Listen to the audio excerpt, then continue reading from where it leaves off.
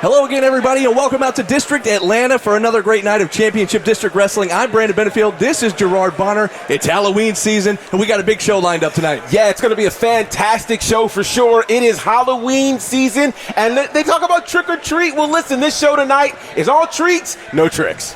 Let's get to the ring, and let's get started.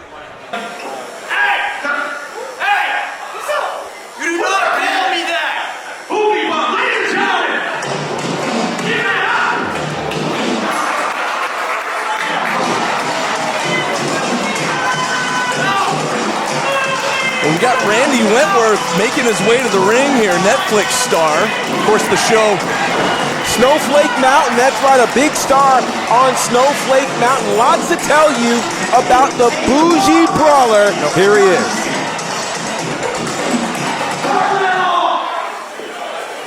Why are we wasting time celebrating these nobodies?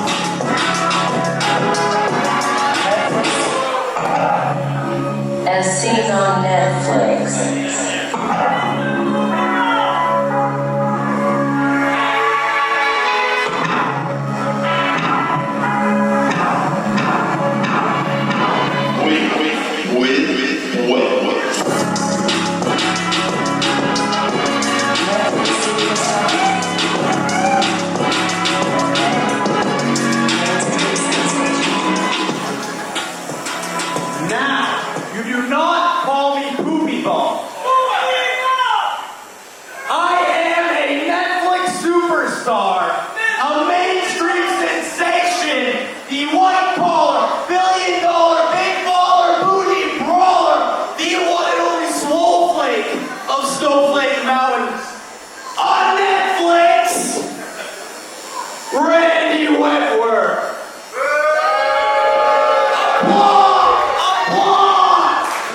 Drink it in. I mean, we've got a bona fide star here.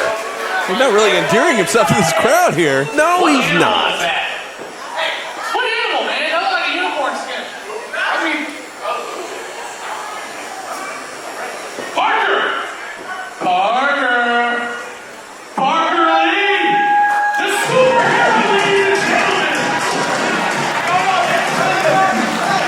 And certainly Parker Lee has made a huge impression here on the CDW faithful. We have watched him over these last couple of shows. The last show had an incredible match against Khan, and now we're intrigued to see what's going to happen in this triple threat contest to kick off the third show here for Championship District Wrestling.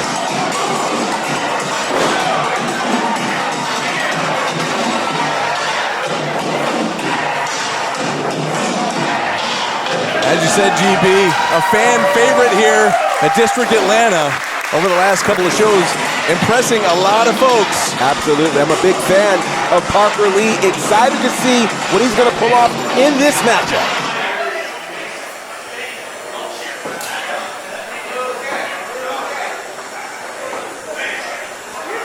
The business. Ladies and gentlemen,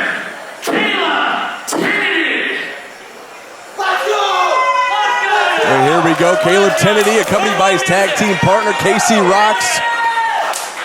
One half of the business getting ready to compete here in this triple threat matchup to start out our show. Absolutely. This is pretty intriguing. You saw there Parker Lee holding the ropes initially there for Caleb Kennedy as these guys recently were involved in another match that happened right here in this building. That's right. I want to give a special shout out to one of our great partners, NFC. That's National Fighting Championship. Find them at NFC Fights on Instagram. Of course, they had a big show here recently. And as you mentioned, GB, they had their first ever pro wrestling match on that card. Inside the Octagon. That's right. And it was these two men right here, Parker Lee, Caleb Kennedy going one-on-one. Well, here they are tonight in this triple threat match.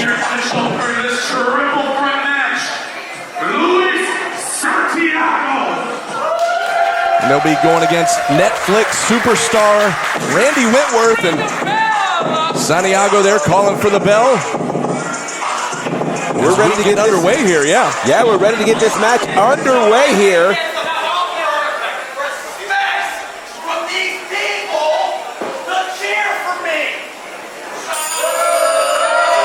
Randy Randy Wentworth going out of his way here to make sure these folks cheer for him here at District Atlanta. Not going to happen.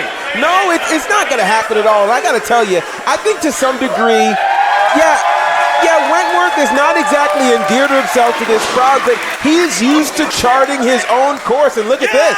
Now, wait a second. Caleb Kennedy wearing the fur coat that Randy Wentworth wore to the ring. Yeah, and he hit hard. He hit very, very hard. Oh, look at this. A code breaker there, right to Wentworth from Parker Lee. Parker Lee for the quick pin attempt here. You're kidding me. Are you kidding me right now? Count of two. Just like that. It was a count of two. He kicked out. I thought we were going to have a quick finish there. Yeah, it certainly seemed like it. You know, Randy, and again, you talked about what happened here between Caleb Kennedy and Parker Lee. Kennedy wanted us to make sure that the world knows that right now his MMA career, he is undefeated. Nice arm drag there from Parker Lee. You know, I heard him telling you that earlier, GB. The thing is, he wasn't in an MMA match. It was a pro wrestling match at an MMA show. Well, you know, possession is 9/10 of the law. You know, if I eat a meal at Taco Bell, then I guess I've eaten at Taco Bell. Didn't say necessarily that I ate a taco. Beautiful Japanese arm drag there from Parker Lee. Now working on the arm, working on the shoulder here of Caleb Kennedy. Now, I have gone all over the world talking about Parker Lee and his uncanny resemblance to one Ricky the Dragon Steamboat. In terms of Steamboat's younger career, I mean, literally he has all the moves, all of the charisma. Ooh. And look at this, he's holding him up. The strength that Steamboat had, Parker's got his own strength. Beautiful. Big time suplex. Beautiful delayed vertical suplex there. All the blood rushing to the head of Kennedy. And now Randy Wentworth picking a spot here. A spot to come back in and attack Parker Lee. Let me tell you something about Randy Wentworth, which I'm just really impressed by. Wentworth, of course, was involved in this reality show. It's a survival reality show, Snowflake Mountain. And here's the thing. This guy had a bright future ahead of him. He was actually pursuing a pre-med program at a top-class college, but he got tired of it. Didn't want to do it anymore. And so, look out now. Parker Lee with that drop kick through the ropes, taking out Kennedy, but Randy Wentworth now sends Parker Lee hard into the ring post. Yeah, Wentworth, he decided to leave college. He got involved, of course, in Snowflake Mountain, and then after that decided he's going to pursue a pro wrestling career, and that is what he has done, and it's been pretty impressive so far. What better place than right here at Championship District Wrestling now is Wentworth with the advantage, rolling Parker Lee back into the ring. A trip there, and now he's frustrated now. Yeah.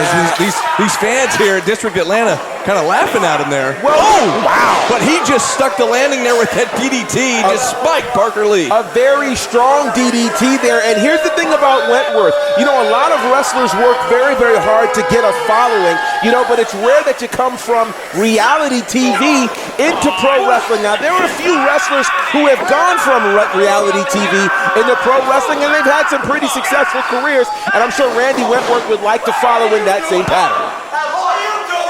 Well, this alliance here was very short-lived between, pin attempt, look out. Was short-lived there between Wentworth and Kennedy. Well, for sure. You know, you can't really trust Caleb Kennedy. Kennedy's only down. Oh, wow. Kennedy now using the headband of Parker Lee, just mocking him. You know, and of course he's mocking Parker Lee. Of course, he got a win over Parker Lee there at the NFC fights. And now, of course, he's now wanting, I guess, to launch his MMA career as well. But he's certainly trying to parlay all of this into what he's doing here at Championship District Wrestling.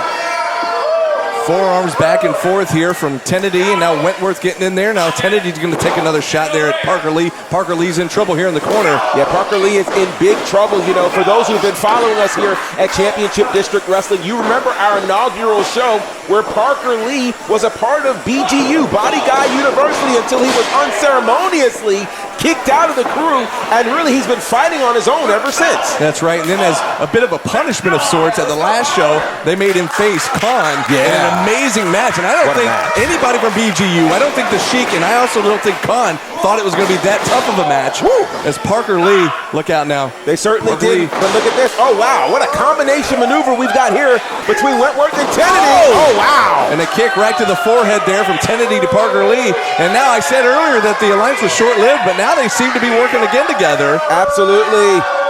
Kennedy and Randy Wentworth. Oh, but again, it was short-lived as he's a kick to the gut there on Wentworth, and he gets sent out. Now Kennedy with the pin attempt hooks the outside leg. Down to 2. Kennedy wants yet another victory, and he's very clear. He's used to obviously wrestling in tag team situations as part of the business, but he wants that win for himself here tonight at Championship District Wrestling. Kennedy looking high risk now, going up to the top turnbuckle.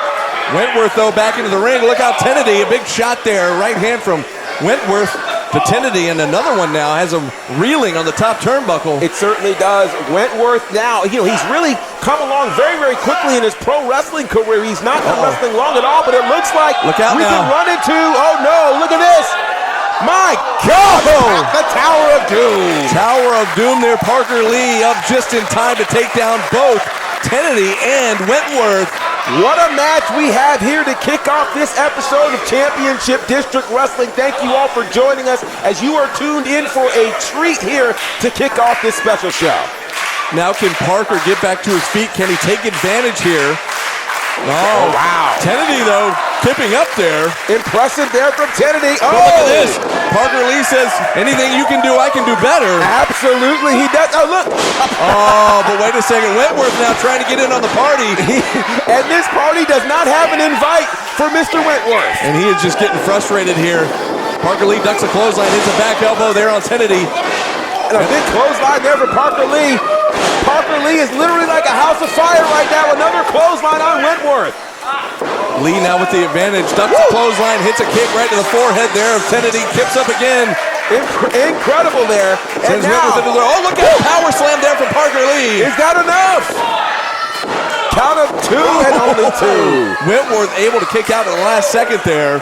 Kennedy, though, back up behind. Quick go behind there on Parker Lee. Parker Lee with a back elbow. Parker Lee is trying to get this whole thing figured out, and he would love to get a win here in this triple threat match to kick off this episode of Championship District Wrestling. Oh! Parker Lee went for a cutter of sorts, but Kennedy able to avoid it, and then a low bridge there from Wentworth sent Parker Lee. He spilled hard out there on the floor. I gotta tell you, Wentworth is reminding me, in terms of his look, of a young hot stuff Eddie Gilbert. And Wentworth returning the favor there with that shot to the gut on Kennedy. But a quick roll up here from Kennedy. Will it be enough? Can he hold down here? Kennedy's got the tights. Ooh. 2. Wentworth somehow able to escape once again. Another shot right to the midsection. Now looking for perhaps maybe a butterfly suplex there. But perhaps. Wentworth able to scramble free. And a quick roll up. But got his feet on the ropes. And wait a second. Parker Lee saw the feet on the ropes and moved them from the bottom rope there. That's right. Parker Lee saved the match and also tried to add some integrity and honor into this match. But what is it that Kennedy has in his hands there? You know, I saw him carrying something out here in his trunks, and I don't. He certainly was. What is that? I'm not sure what that is. Oh my gosh! A party popper right to the, well, you saw it, folks. Yeah, to the party area. My goodness, now Wentworth spills to the outside. Yeah, Wentworth could be eliminated from this matchup at this point because I don't know who's getting up from that. Parker Lee back in now, eats a back elbow and a kick right to the face there from Kennedy. Kennedy now with the advantage here. Absolutely going by any means necessary at this point, and he's got another one. He's got a second one. Ain't no party like a business party here tonight, apparently. Oh, wow, and he put some extra stank on it? Dare I say? Is that what we're calling it? Wow. Oh, heads up! I think it backfired, and he popped himself right in the face. It certainly did. And here we go. Oh, wow, there right it is. Into that cutter. There's the cutter from Parker Lee. Hooks the outside leg. Will it be enough? And that's a count of 3. Parker Lee does it. And Parker Lee was in desperate need of a victory here at Championship District Wrestling. Absolutely.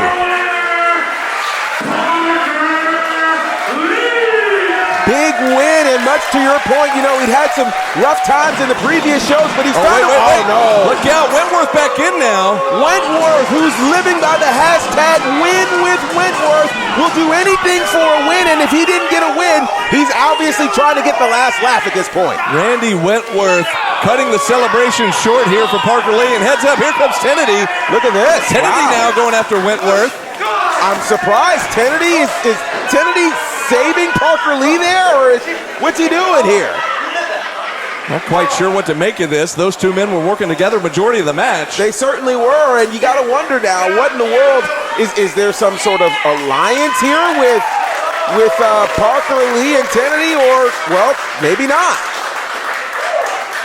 Either way, this is a big win for Parker Lee here on Championship District Wrestling.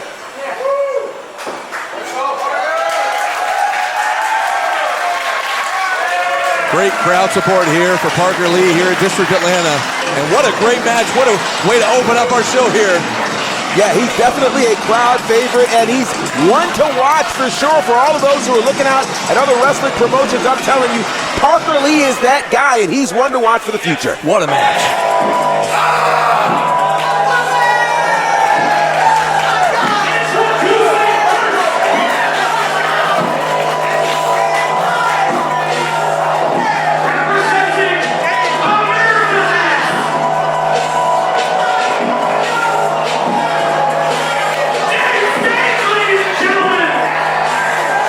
Well, here it is, Dave Stage, who's made a massive impression certainly here at Championship District Wrestling. And now, you know, he and Trip Jordy have formed a bit of a team, is that right? That's right, calling themselves Sleek and Destroy. And GB, you know, we might have had party poppers in that first match, but now the party can really get started here as we're getting some torque action there from Dave Stage. Okay, so now I'm starting to wonder who's the Sleek and who's the Destroy here.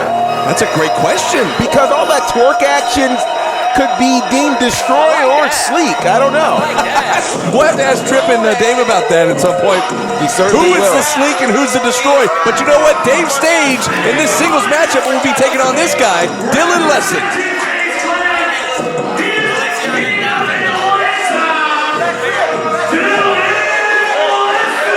So it's interesting, we heard our ring announcer refer to Dylan Lesson as the King of Atlanta, but if you watched our last show at Championship District Wrestling, you saw that the title of King of Atlanta was actually lost by Dylan Lesson and won by one Shoot Taylor. So I'm intrigued to see. Yeah, that's what you call him. I love it. Oh, sorry. No, you're right. But look at it. Look at the jewelry there from Lesson. Now, GB, you talked about our last show. Let's talk about our very first show where that chain that you saw in the hand of Dylan Lesson, he used that chain right up under the chin of Dave Stage to take him out of that championship gauntlet match in our first show. He certainly did, and the bell is rung, and look at this. Lesson is trying to... Okay, so the one thing you don't want to do is get into a chop fest with someone like Dave Stage. Are you kidding me? Dylan Lesson trying to out-muscle a guy like Dave Stage is not what you want to do. No, so instead you attempt to outrun him and outspeed him, but, you know, when speed matches power, power usually wins. Oh, look out. Oh, look at that. Huge collision there with that shoulder tackle there from Dave Stage. So scooping a slam, planted Dylan Lesson. If you are brand new to Championship District Wrestling and you see a guy like Dave Stage, look at this. Is that almost like a $1 million dream of sorts? It looks like it, but he's got... Dylan Lesson made it to the ropes. Wow. And of course, Stage was distracted by the referee there. And oh my God. Oh, and one of those $1,000 shoes. Just like flying. Heads up.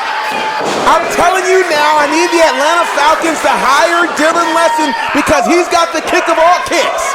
It's a $1,000 kick at least. It came flying off here. Now he's working on the ankle of Dave Stage. And now he's got that $1,000 Balenciaga back in. And I'll tell you what, this is interesting. It's hard, and he kicks that back. Oh! Short arm DDT there just takes out Dave Stage. And who would have thought? I didn't see this coming. I Dave didn't Stage either. now down on the mat. Dylan Lesson with the advantage. So here's the thing. You might have automatically counted out Dylan Lesson if you were looking at the tail of the tape or you were sizing these guys up. But Dylan Lesson is a cerebral competitor by any means necessary. Huge elbow there, hooks the inside leg, not going to be enough. Dave Stage able to get that left shoulder up. I'll tell you what, I'm increasingly impressed by what we're seeing from Dylan Lesson, and now Lesson's going into his bag of tricks. There's that $1 million bracelet again. And now the question is, will he use it? Will the referee see that? There we go. Referee Paul Santa there looking right at it. Stopping him in his tracks here. Yeah, meanwhile, Dave Stage is trying to figure all things out. He's in his rookie year, by the way, but look at this. Oh, wow. Rookie or not, that kind of power. Look at it, he just literally muscled him over. That Beal right across the ring sends Dylan Lesson flying here. And now Stage. Look boy. out. Huge Uranagi there from Dave Stage. And Dylan Lesson just stuck the landing here. Hooks the outside leg. Will it be enough? Count of two. Shout out to Dylan Lesson for kicking out, because you know what? A lesser man would have just stayed down and taken the 3 count. Exactly. Somebody like Dave Stage hit you with a Uranagi like that? If he hits I'm not me, getting up. no, I'm not either. He can twerk all day. Doesn't matter to me. Uh-oh, look out. But look at this. Here we go. Once again, that sleeper-like maneuver that Stage has there. Lesson, Will Lesson tap? He's got it back in the center of the ring, far away from the ropes. He's got the legs grapevine around his waist now. Oh boy, Lesson is in trouble. He's in big trouble. This has got to do it. Can he roll to the ropes? Listen, Stage, I don't even think Stage realizes his own strength at this point. There's not much left for Lesson. It's over. The referee calls for the bell here, and Stage has to let up now. That's it. It's over. And look at this. But he's still going on Lesson. He's not. Again, Lesson took him out with that chain at the first show, and he's taking it personally, apparently. I'm going to say Dave Stage has the memory of an elephant. He will not forget, and I think he's completely knocked out Dylan Lesson, and I understand why.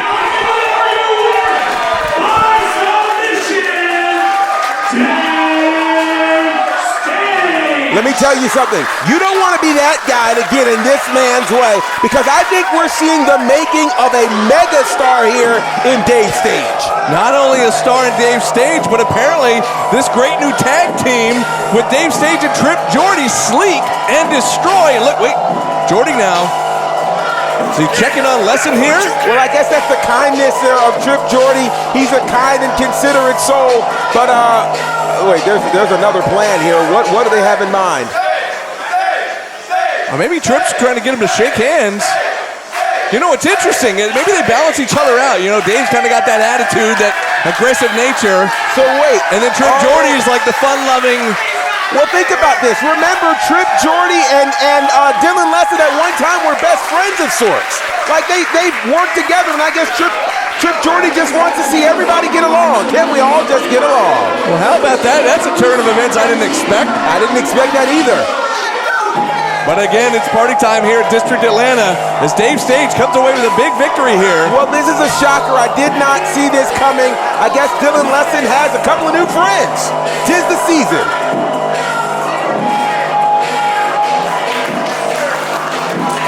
Well, either way, great way to keep the show going here. Great singles match there. Dylan Lesson. Good fight. Who would have ever imagined the benevolent...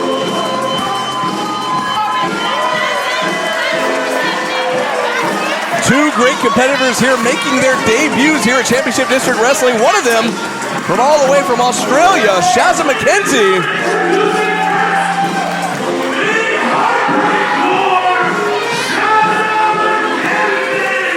As you mentioned, Shazza McKenzie making her way all the way from Sydney, Australia. I'm telling you, we are international and worldwide here at Championship District Wrestling. And Shazza McKenzie really looking to make a mark here in her first match in Championship District Wrestling.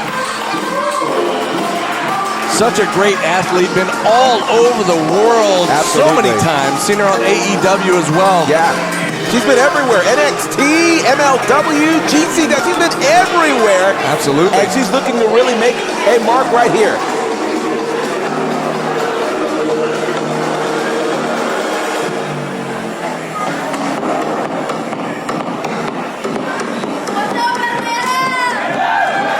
Gonna have her hands full though. She takes on Alexis. Alexis, as you can see, brought the hula hoop in. She's a hula hooper. She's a dancer. And we're going to see exactly how that works for her here in this matchup. And wait a second. Shazza snatching the hula hoop.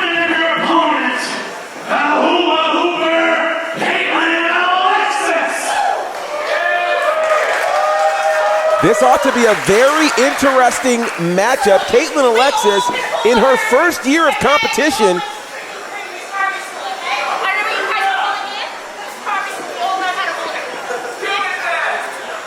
well, Shazza taking Caitlin's hula hoop here, and apparently she's going to show her how to do it. All right, well, let's see if she's got it. It's a hula hoop. Well, she had it for a second. Yeah, you know, it takes some skill to do the hula hoop. Well, Alexis is a professional. She indeed is. Let's see what she's got. Okay. Wow. Can you do that, GB? I cannot. Uh-oh. Wow. Shaz has had enough. This is a professional wrestling ring. And what about having a professional wrestling match? Absolutely. Well, I don't think that those hula hoop techniques are anything that Alexis learned during her time at wrestling school while she was training with Dr. Tom Pritchard and the one and only Kane. Great maneuver here and a pin attempt here with Caitlin Alexis. Count of 2 there. And remember, like we said, Alexis just entering into the business, started in June of 2021. So this is a great opportunity as she's battling the far more veteran-like, there's a big running knee. Far more experienced competitor, of course, is Shaza McKenzie. McKenzie's been wrestling since 2008, a 14-year veteran, really looking to make a mark here. Shaza McKenzie now not endearing herself to the crowd here. But look at the kicks right to the chest here of Alexis. And a slap for good measure. Shaza McKenzie, as you can see, she has a bit of an edge to her, and I understand why. She did not come all the way over here from Australia merely for cheers. Alexis able to kick out, though. Kind of surprised me there. Well, Alexis has got a lot to prove here. Think about this. Think about how the business has gone these days. Now people who have 1 and 2 and 3 years experience are finding their way on the national platforms and international platforms. And so when you've got 14 years of experience and you've not quite had that kind of break, you've got a chip on your shoulder. Elbow strikes there, and now she's trying to stretch her out a little bit is Shaza McKenzie. You know, this is one of those classic moments of the veteran versus the rookie, where the veteran clearly wants to teach the newcomer a few things, that you can't take my spot, you can't take my opportunity, as both of these young ladies are making their debut here at Championship District Wrestling. Jawbreaker there from Caitlin Alexis, but Shaza follows her in with a forearm right up under the chin. Gonna charge back in. No, but a big collision there right in the center of the ring. Both ladies getting knocked a little silly here now. For sure, and I think Caitlin Alexis kind of rocked there Shaza McKenzie with that. But look at this. Now, Cazadora, what she got in mind here? Gonna take her over or no? Wow. Hangs her up on the top rope. And McKenzie's almost making it look easy at this point. Another pin attempt here from Shaza McKenzie. And you know, we talked about it earlier, the attitude of Shaza McKenzie coming in here. And like, as you mentioned, being the veteran, you're not going to want one of these rookie, maybe not rookie year, but, you know, in the first couple of years, you don't want her coming in here and stealing your thunder. Absolutely. Well, Shaza's having quite a few words there with the referee. Well, our referee needs to make sure he gets the kill right. Ooh, big chop right across the, you hear that thud? Oh, gosh, and look at the stretch there on Shaza McKenzie. The agility here. McKenzie with that foot right up under the throat, and now apparently the ref can count. Apparently. Is what Shaza's saying. Yeah, Shaza's got issue with it for sure, but she doesn't want to get hung up on that for too long, or that could happen. Alexis gets her foot up just in time, going up to the second turnbuckle. Look out, a big cross body with the second row. Will it be enough? Count of 2. Shaza McKenzie not going to go out like that. No, she's definitely not going out like that. Well, will Caitlin Alexis, though, be able to dig super deep? Alexis, of course, has been on. Whoa! Slayer suplex there from McKenzie. And she held on to that wrist there. She's not done. For maximum impact. Oh, another one. And there's, come on, she's holding it. Bring in DJ Khaled. Oh, no, I thought it was time for another one, but instead we got a roll up here. No way! Are you kidding me? Whoa! What has to be considered an upset here?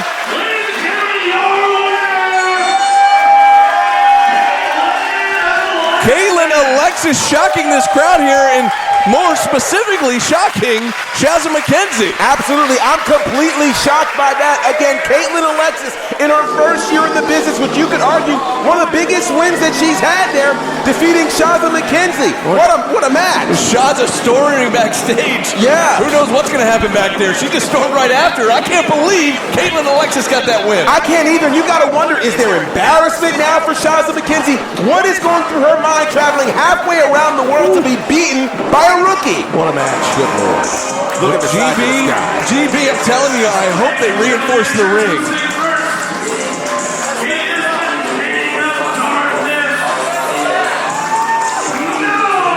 the King of Darkness. Null is making his way here to District Atlanta for Championship District Wrestling. And as I mentioned before, I hope they reinforce the ring because we're about to see two big bulls about to lock horns. You better believe it. 6'7" tall, hailing from Austin, Texas, trained by the one and only Dustin Rhodes. I'm telling you, Null is a problem, and he's about to face a problem in this upcoming matchup.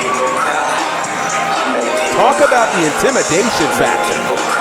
Not only like that, but you got the crazy lights here at District Atlanta, adding to the ominous mood here that's overcoming this upcoming match. Yeah, I heard someone once say the mood has changed. Such is the case when Null shows up.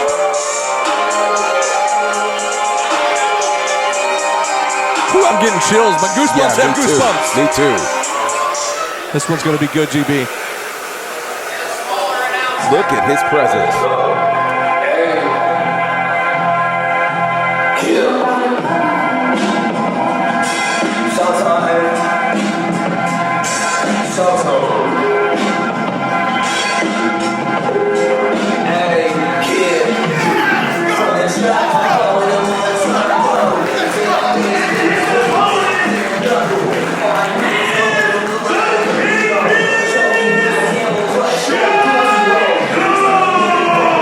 Let me tell you something about Jai Cole. Jai Cole debuted in 2013. He calls himself the King Beast, the Black Star. This guy is a problem. And I'm telling you, they built this as a monster massacre. I don't think they named any other match as accurately as what we're about to see here as Jai Cole takes on Null. This one's going to be good. Of course, we got Lou Santiago, our official in there. I do not envy Lou Santiago in this matchup. Let me tell you something. I'm glad that we're over here and nowhere close to that ring. All right, the bell has rung, and look at this standoff and stare-off between these two monsters. Jai Cole, 6'7" tall. Whoa! My God! And Jai Cole put everything into that chop. I mean, he chopped him so hard, oh, wow. This is a chop fest, my friends. And nobody's budging. This is insane. I know we're supposed to call the match, but I almost find myself getting lost for words here, just in amazement watching these two big bulls here. Think about this. These guys are accustomed to being the largest men in the room. So what happens when the two largest men in the room battle each other? Oh, look at this Jai strength. Cole going for a crossbody, but Null caught him. No, just grabbed him. Look at this, and he's holding him. That's no easy task He's here. holding him. Jai Cole, though, able to escape with a couple of back elbows to the back of the head. Head first into the top turnbuckle goes Null. Another big chop right across the chest from Jai Cole. And a couple of body shots. Let me tell you something. I'm not looking for a technical masterpiece here. I'm looking for a fight, and that's what we've got here with these two mastodons. An absolute slugfest now as Jai Cole has Null trapped in the corner here, referee. Lou Santiago, again, I do not, you saw the way Cole just looked at the referee. The ref said, hey now, I'm just doing my job. That's all. Oh, a huge splash there from Jai Cole. You know, I know you said, look at this. Look at this. Jai Cole just monstered Null up in a Samoan drop. My God. Huge Samoan drop there as Cole was able to muscle up the bigger opponent there. Good gracious, Jai Cole representing Baltimore. And look at this. Here he's got a plan here. Oh, a huge senton drop right across the sternum. That might have caved in his chest. Hooks the outside leg. Will it be enough? No. I just need you to understand how tall Null is. His leg was in the air and his leg reached the second rope. That's insane. Here's the thing. The entire ring is shifting. Yeah. Every time they hit a huge impact move here. Well, that's the thing. When you said you hope they reinforce the ring, it's for moments like that because you're right. I saw the ring literally shift when they were whipped into the turnbuckles. This is a crazy match. Jai Cole now trying to get Null back up to his feet with a handful of hair. Woo! Null gonna break loose and hit a big right hand up under the chin here. Now he's gonna go for a little wrist control, working on the shoulder now, driving that shoulder into the shoulder of Jai Cole. Good gracious. Null is a monster. And here's what's interesting. You usually see guys who, wait. Is he, you don't think. Shades of The Undertaker, shades of Kane. Look at this big man. He's not gonna walk. He's gonna walk the ropes, folks. He's going to walk the ropes. Look at this. This is nothing an ordinary man can. Oh my God! Null was going old school there to hit a blockbuster from the top rope. Will it be enough? Wow! Wow. Let me tell you, guys are witnessing something very special that are watching this right now on YouTube. I'm telling you now, Null is somebody to pay very close attention to. The man did a blockbuster off the top rope. He's 6'7". Null getting in the face of the referee now. Thought it was a 3 count. I'm shocked too that Jai Cole able to kick out of that. Now he's going to the outside to maybe catch his breath here on the ring apron. Yeah, I think he's trying to create some breathing room, but Null is not. Look out now. Oh, big boot off the top. Good Lord. And what a collision here. Jai Cole colliding with the floor. He hit hard out here. Now Null stepping up over the top rope, going to join him outside. Let me tell you something. These guys are monsters if we've ever seen it, and they have a voracious appetite. They're looking to beat somebody down, and I think they're really just getting started. Face first right into the ring apron goes Jai Cole, and now Null just got his throat right across the bottom rope and clubbing blows to the back. Another shot right up under the chin. This is incredible. Look at this. But there, a reversal of sorts. Into the steel steps on the outside. Oh my God. The big man Null thrown into the steel steps by the other big man, Jai Cole. Jai Cole is just walking around thinking about what he did. He's looking at, but look at how fast Null got up. Null got right back up, and now both men brawling on the outside, delivering blow after blow back and they're forth. forgetting about the count right now. And a double count out there as Jai Cole hit the Null right on the head. This thing is over. Well, at least legally it's over, but they're still going. It's a sleeper hold that Null has right now. We got a double count out here, but these guys aren't letting up now. And now they're trying to break this thing up. The locker room is spilling out here trying to get these two big behemoths apart. Yeah, because you know what? If they don't, nobody else. They'll fight all night, all throughout it. Look out now. Jai Cole and Null. Let me tell you taking everybody down. Look out now. Oh, gosh. But they're still going after each other as well. They're hitting anything that moves. Guys, be careful in the front row. Oh, look out. Null still right up under the chin there of Jai Cole. They are literally still ringing the bell here. Now listen. Oh, gosh. Now is not the time to try to flex your security muscles. Get out of the way of these monsters. Jai Cole all the way around to the other side of the ring here. It's been a double count out. Looks like a demolition derby right now. It's exactly what it looks like. All these guys from the back. Let me tell you something. I want to see these guys go at it one more time. You're right. I would love to see a finished match here. I feel like we got sold short a little bit, but I mean, totally agree. It's a double count out. The referee did his job. Yeah, he did his job, but I don't think these two, they've got more to say, they've got more to do. I think we need to run this one back. I can't wait for the next one.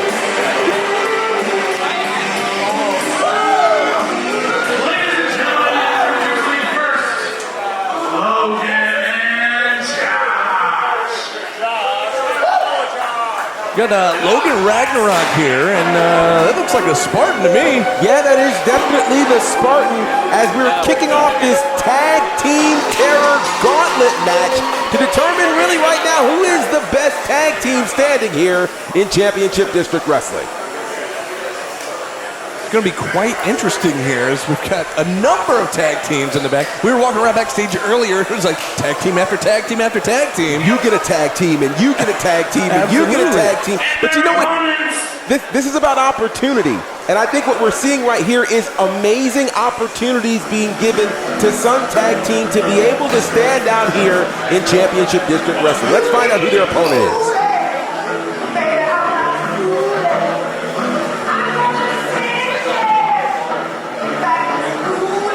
Again, this is a tag team gauntlet match. So once one tag team takes a pinfall, they're out, and another tag team comes out and joins the fray. Absolutely, and we're going to go until we have gone through these tag teams, and we got quite a few tag teams that have signed up for this invitational gauntlet here. And so you got to think that obviously the disadvantage at this point goes to the first team that's in the ring right now, Logan Ragnarok and the Spartan, as if they're going to win this thing, they've got to outlast every single team here in this gauntlet match.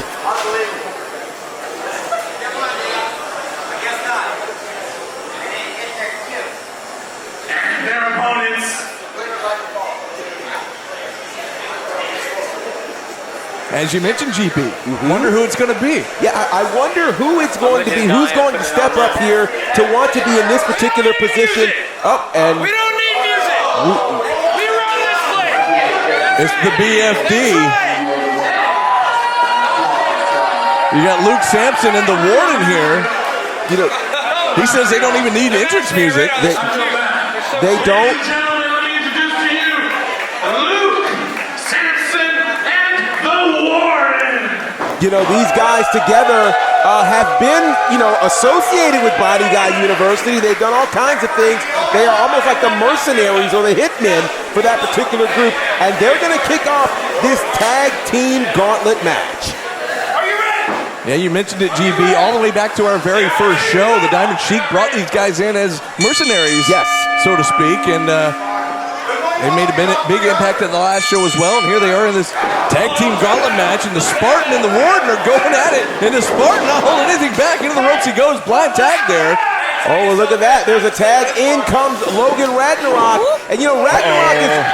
Oh, gosh. gutbuster there from the Warden. Ragnarok is one of those guys who is just, he's really ambitious. He wants an opportunity, and now he's getting it. But, yeah, I'm not sure if I'd want to end up in the ring right now with these two monsters.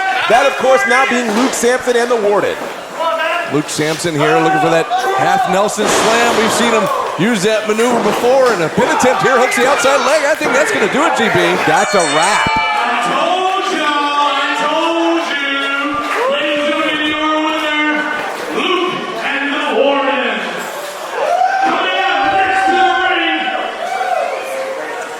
Well, I got to tell you, Luke Sampson and the Warden, I think, have the right strategy here. It's not about long matches. It's about quick, fast wins here. Now let's see. So they're fairly fresh, as you can imagine. Let's see who will be the next team to be able to take on this team here in this tag team gauntlet match. That's right. It's all about making it short and sweet. Yeah. So here we go. Who's going to be next? It looks like it's going to be TSF. Now, I'm excited. No, wait, that's not TSF.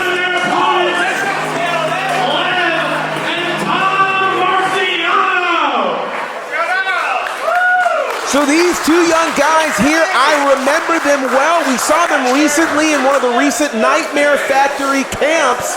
And these two guys, again, you talk about opportunity. These two guys are looking for some incredible opportunities to be able to get a massive win here against the more experienced team of Luke Sampson and the Warden. Tom Marciano on the ring apron there, cheering on his tag team partner. And I'll tell you what, these guys, they're nervous, and you can tell why. Think about this. This has got to be their biggest match to date. These guys have just graduated from the Nightmare Factory camp. Oh, God. And there's a Valley of Ashes. My God. And that's got to do it. The Warden making very quick work. Oh, no, wait a no, second. no. I mentioned the strategy would be to make these short and sweet, so I'm not quite sure if I agree with this strategy here from the Warden. Well, I think right now the Warden is trying to teach these two young kids a lesson. He's trying to help them see, hey, you're not going to get a win at my expense. Oh, I see why. He's cut. Oh, I see why. Look at that. Sampson wanted to get that half Nelson slam in. Another lateral press here, and he's not done either. Oh, wow. So now it looks like Luke Sampson and the Warden just want to have fun. Oh, wow. He forced the tag in. Here goes Marciano on the ring apron here. Going to come in the hard way, it looks like. It's Tom Marciano. That's not Rocky Marciano. That's Tom Marciano. My goodness, he just got planted center of the ring. I think right now he thinks he's Rocky Marciano. You see the look on his face? I don't think he knows where he is right now. He certainly doesn't. He's going to get... Oh, God. That half Nelson slam once again, hooks the outside leg. That's got to do it this time. It's a wrap. And it does. Oh, my God. Well, listen, Luke Sampson and the Warden right now are making this look easy. Well, who's going to be next here? Well, who would want to go against these guys?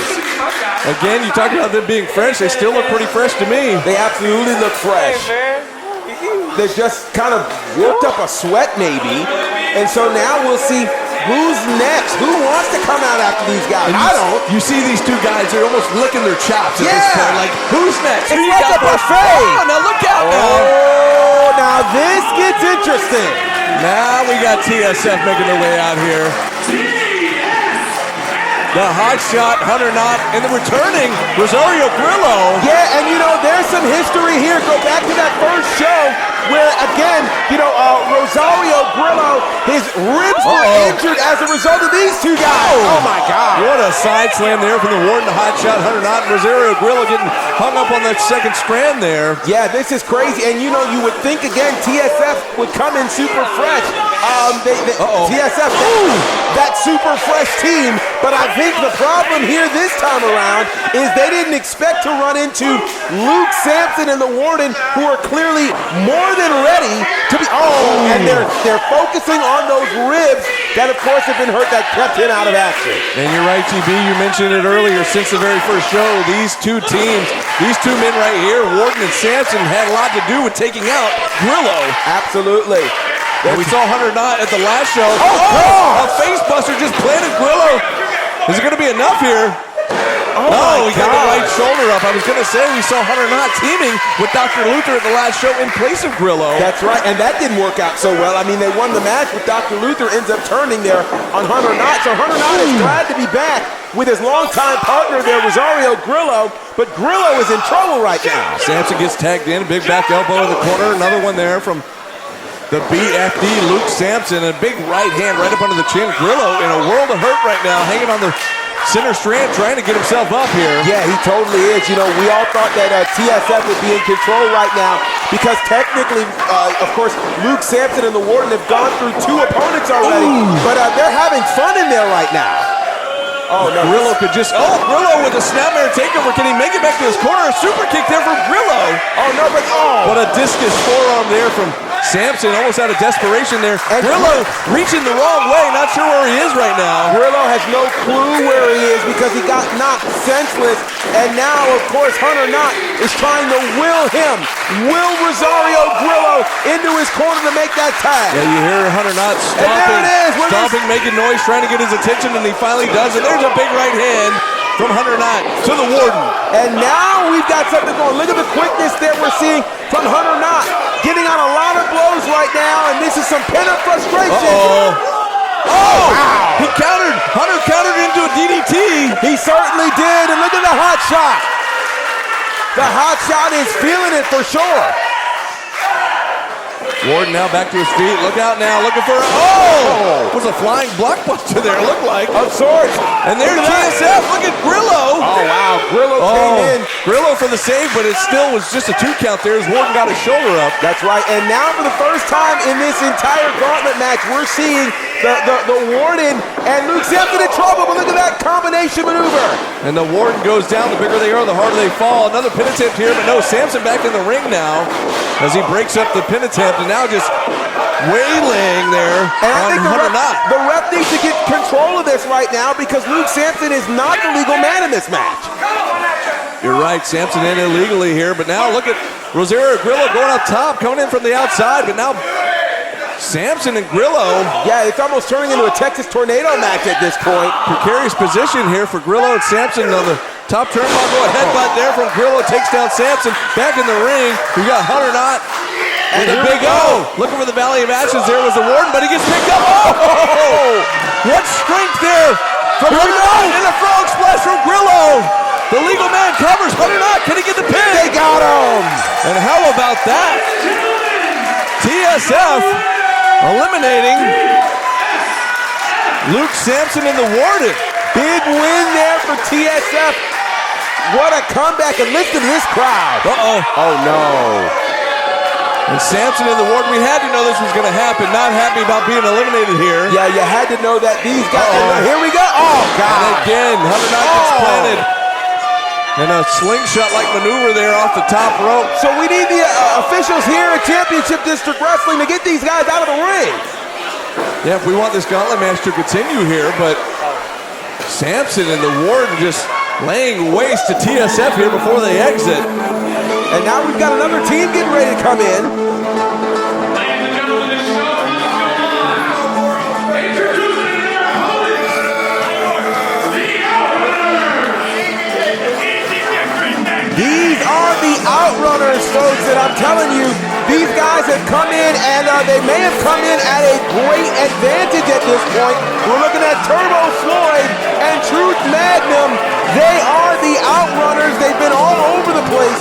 OVW, AEW, and now they're here in CDW going after TSF. Looks like Magnum there taking the shots to Grillo, and now Hunter not all by himself here.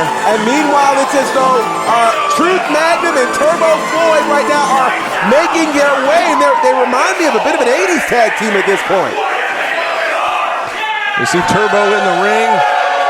Truth back out on the ring apron here. And they're taking their time, which I think could be a mistake right now. I think they really need to go ahead and eliminate TSF if they can and move on to the next team instead of wasting time and giving TSF the opportunity to recuperate. You're right. All of these seconds are very precious here as TSF trying to recover. A very arrogant pensive there as Hunter Knott gets that right shoulder up. Arrogant and lackadaisical, and here we go. Another count of two. Count of one, actually. That's a little more like it, but it's still not going to be enough.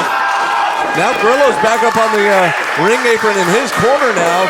Hunter Knott can just get his wits about him here, but Truth gets tagged in there by Turbo. I'll tell you what, and here we go.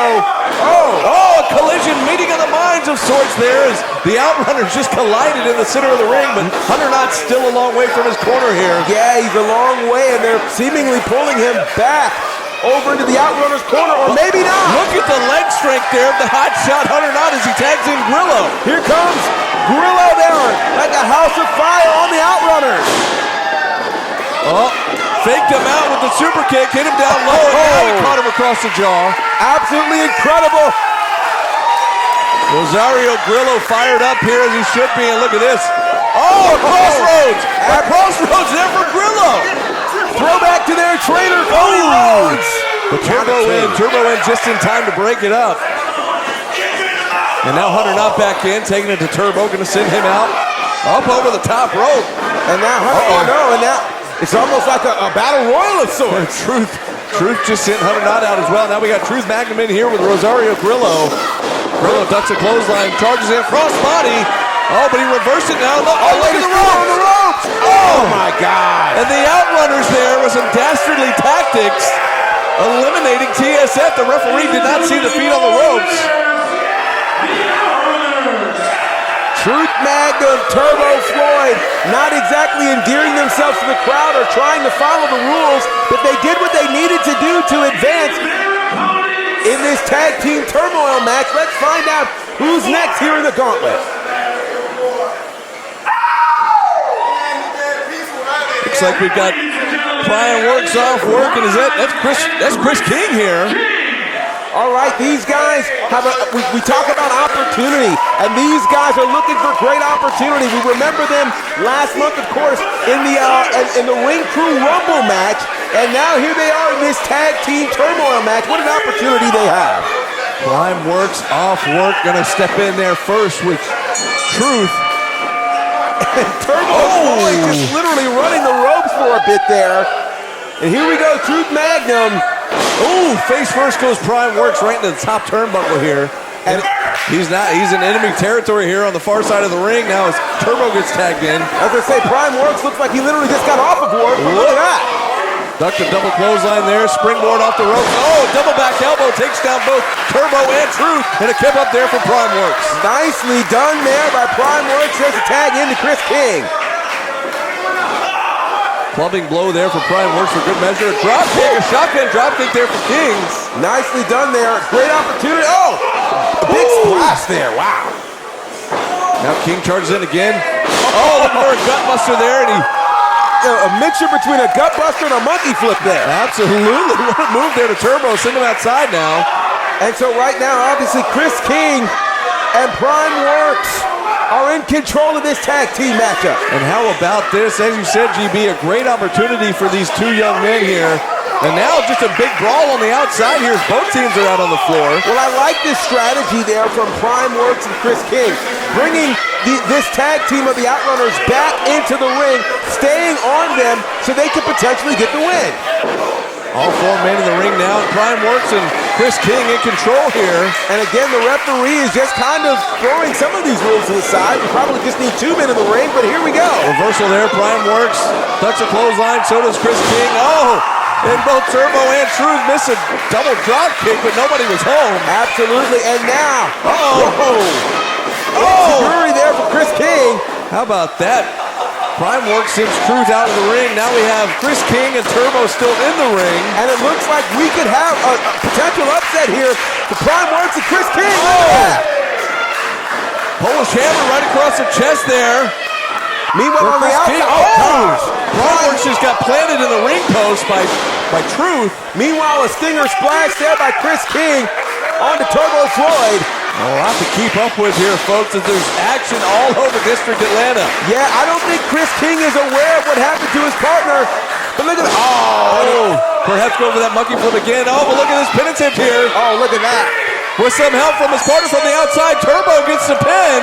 Once again, another dastardly maneuver from the Outrunners. And so the Outrunners have defeated two teams as they continue on here in the Tag Team Terror Gauntlet. I think that was a great showing, of course. Oh, wait a second. We see the screen here. Could it be? I'm very intrigued to see if indeed this is the team that's getting ready to join us here in this Tag Team Turmoil match.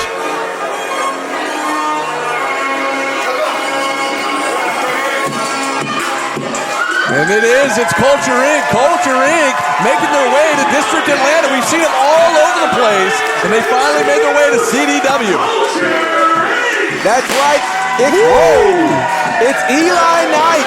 It's Malik Bosidi and their manager Nick J. Holiday have made their way to Championship District Wrestling. They've been all over the place, and I'm excited to see this young team in here. And here's the thing.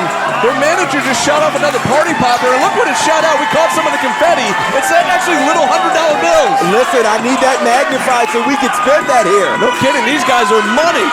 Well, you'll see, of course, look at the tights they're worn by Culture Inc. You can see they're a bit of a throwback to the team Harlem Heat. Of course, they are connected to Reality of Wrestling and Booker T. They are certainly very, very proud. Now, wait a second. But look Turbo at this. turn around, heads up. Oh! Look out, crossbody. Bosidi and Knight just flying over, taking out Truth and Turbo. Absolutely, business literally just picked up. And now we're seeing what Culture Inc. can get done here against the Outrunners. But remember, they got to be in the ring to continue the match and to win the match here, to win this part of the gauntlet here. Now Turbo's in there, and he's in trouble with both members of Culture Inc. Absolutely. Oh, there's a quick kick there. Oh, big stop. Sling blade there for Bosidi. Is that going to be enough? Hooks the outside leg. Count of two. Got Malik Bosidi in there now with Turbo. I really enjoyed this team. I've had a chance to see them in some other spaces, and they are really an up-and-coming top team here. I'm intrigued to see what they will do here with this opportunity in this Tag Team Gauntlet match. Truth is tagged back in, and now with the advantage here on Culture Inc. I'll tell you, with just the build, oh my God. Put a little pepper on there, CP. Let me tell you something. The build that we're seeing from the Outrunners remind me a bit of the Midnight Express back in the day. And so certainly, though, you've got, look at this, Bosidi, though, he's making a comeback here. And a big comeback it is. Truth now in the corner. Gonna send him across, though. Truth reverses. Bosidi up top, flips. Oh, landed on his feet, though. Into the corner, blind tag there. Don't know if Truth saw it. I don't think he did. Oh, a shoulder there from Knight. Right to the gut of Truth. Oh, sunset flip back in the ring. Oh, backstabber there for Bosidi. Into a DDT. Culture Inc. is coming in hot. They're all over the place. I love it. Now, Turbo Floyd now back in the ring illegally. Yeah, absolutely illegally. But look at that drop kick there coming from Eli Knight. Knight sitting Turbo out of the ring the hard way there from the ring apron. I'm loving what I'm seeing here from Culture Inc. Knight ducks a clothesline, big crossbody there on Truth Magnum there, but finally the referee caught this chicanery here.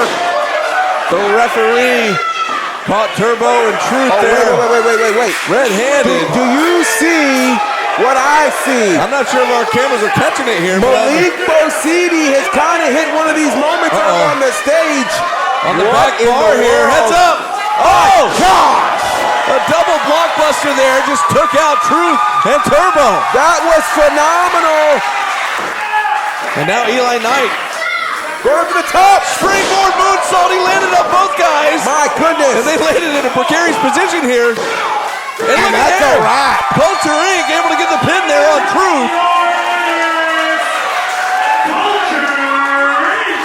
Big win there for Culture Inc. Big time win there. Well, it's not over. I say win. Right. But there's a lot more to go here. Oh, wow. Now, this is a match that almost could be considered a bit of a dream match if you think about where, of course, Culture Inc. is and where this team is.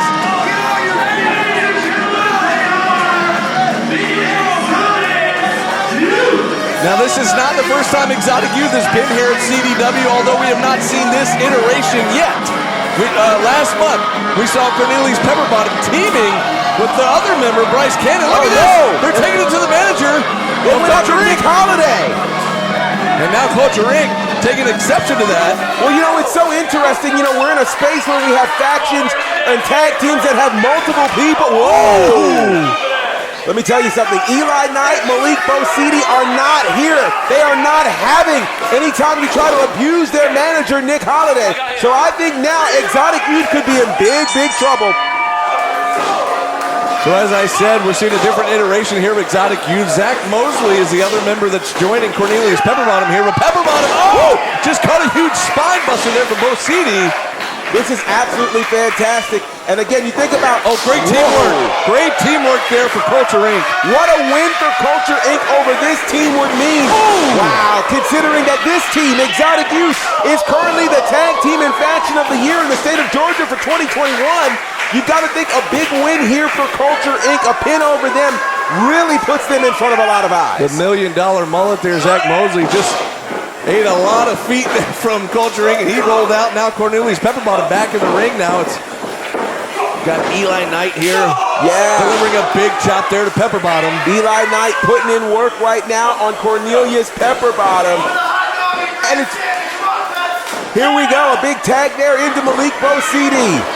Pepperbottom's in trouble here as both members of... wait a second though. A smart comeback there, a blind tag there. In comes Zach Mosley. Pepperbottom up on the shoulders of Knight here, but he gets saved by his tag team partner, Zach Mosley. Look at this move. I don't know if it connected like it was supposed to here, but look at this. That's going to be a power bomb there from Zach Mosley. That connected, no doubt about that. Ooh. Oh, gosh. Oh. Super kick into a bit of a face plant there. And a pin attempt here, the two legal men. Wait a second. Oh, are you kidding me? Wow. I think that just shocked a lot of people, GB. I agree. That shocked a lot of people. I think that was almost controversial. Bosidi almost made it in for the save, but not exactly. Exotic Youth now advances in this tag team turmoil gauntlet match.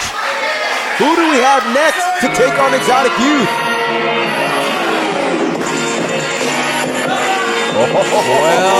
Well. Two teams that are very familiar with one another. You better believe it. It's the top team and Exotic Youth getting ready to go toe-to-toe here. And as I mentioned, Exotic Youth, a different iteration than we saw last month. Same thing applies here with Top Team. Yeah. This time, rather than Teriyaki, we see Larry Lazard teaming with Jay Lucas. Oh my goodness, but both of these teams, all the members of both teams, are very familiar with each other from all over the state. Yes, they are. These guys have been battling all over the state. And to your point, the last time we were together here, it really turned into a bit of a Donnybrook after the match. They had a great match where we saw Top Team actually get the victory, but it wasn't this iteration, to your point, nor was it this iteration of Exotic Youth. Double drop kicks in stereo there for Top Team. Great job from the Cruiserweight Classic there. Larry Lazard and the superstar Jay Lucas. Well, I'll tell you what, Top Team, they have dubbed themselves the proper name here. And now here we go, Larry Lazard will fly. Heads up. He faked him out there, but no, wait, Jay Lucas. Wow. Just when they thought they were safe, Jay Lucas comes flying in out of nowhere. My goodness. And takes out both members of Exotic Youth. I'll tell you what, the temperature rises in the room when Top Team gets moving like this. and they are exciting and excited. The question now is, can they translate this and convert this into a win? Lucas sends Zach Mosley back into the ring here. And he's got something in mind here, but look at Pepperbottom on the outside, just pulled out of the feet. And Jay Lucas and Larry Lazard never saw it. He certainly didn't see it coming, and that is the thing. There is a sneaky element there to Cornelius Pepperbottom. I think it's the secret sauce to Exotic Youth. You're right, Pepperbottom taking out both members of Top Team here on the outside in the steel steps, and now Lucas in trouble here as Zach Mosley just laying the boots right across the jaw. Look at that camera, tell him who your daddy is. Oh, wow. Oh, my goodness. Wow. The $1 million mullet not playing around here. Now he's got him by the nose. Are you kidding me? I'll tell you what, that's a problem. Oh, wow. And to your point, you know, this war that they're having, this match is kind of the latest chapter in this war between Top Team and Exotic Youth.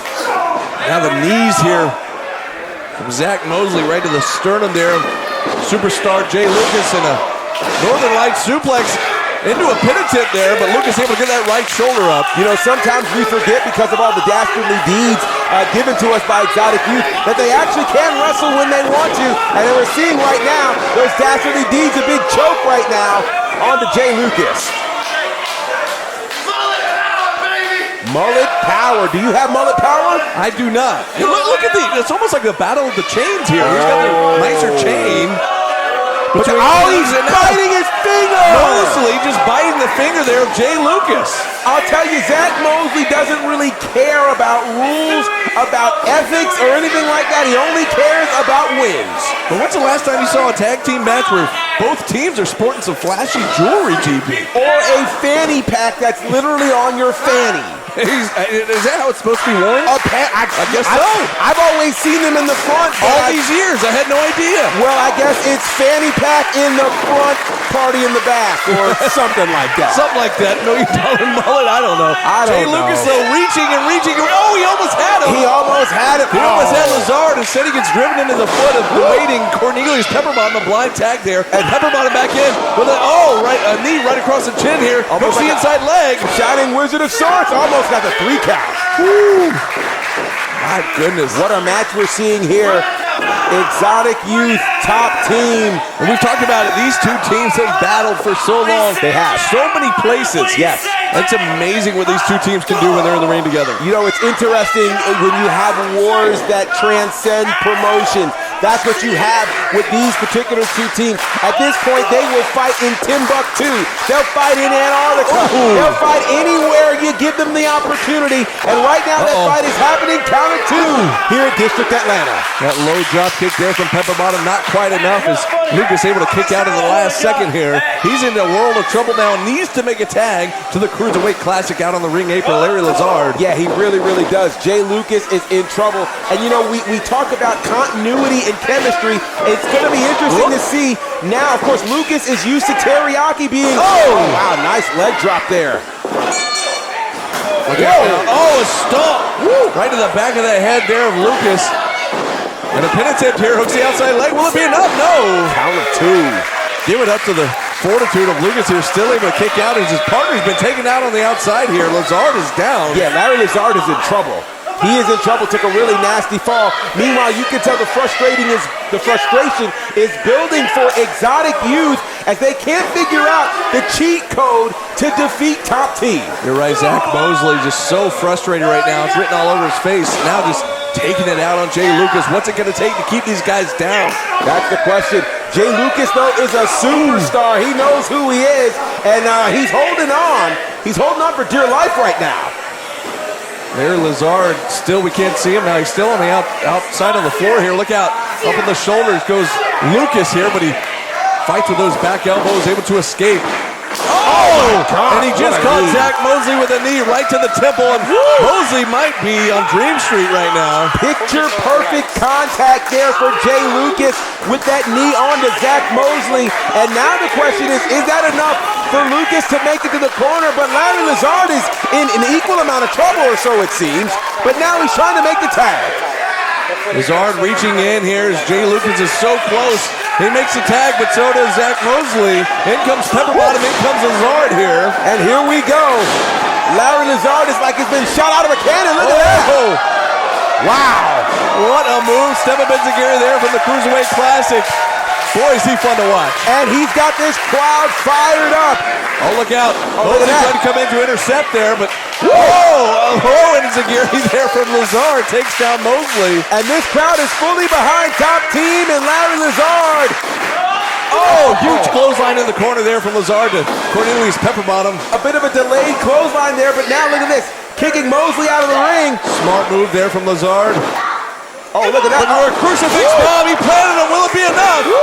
Whoa, very Wow. close. Whoa. Wow.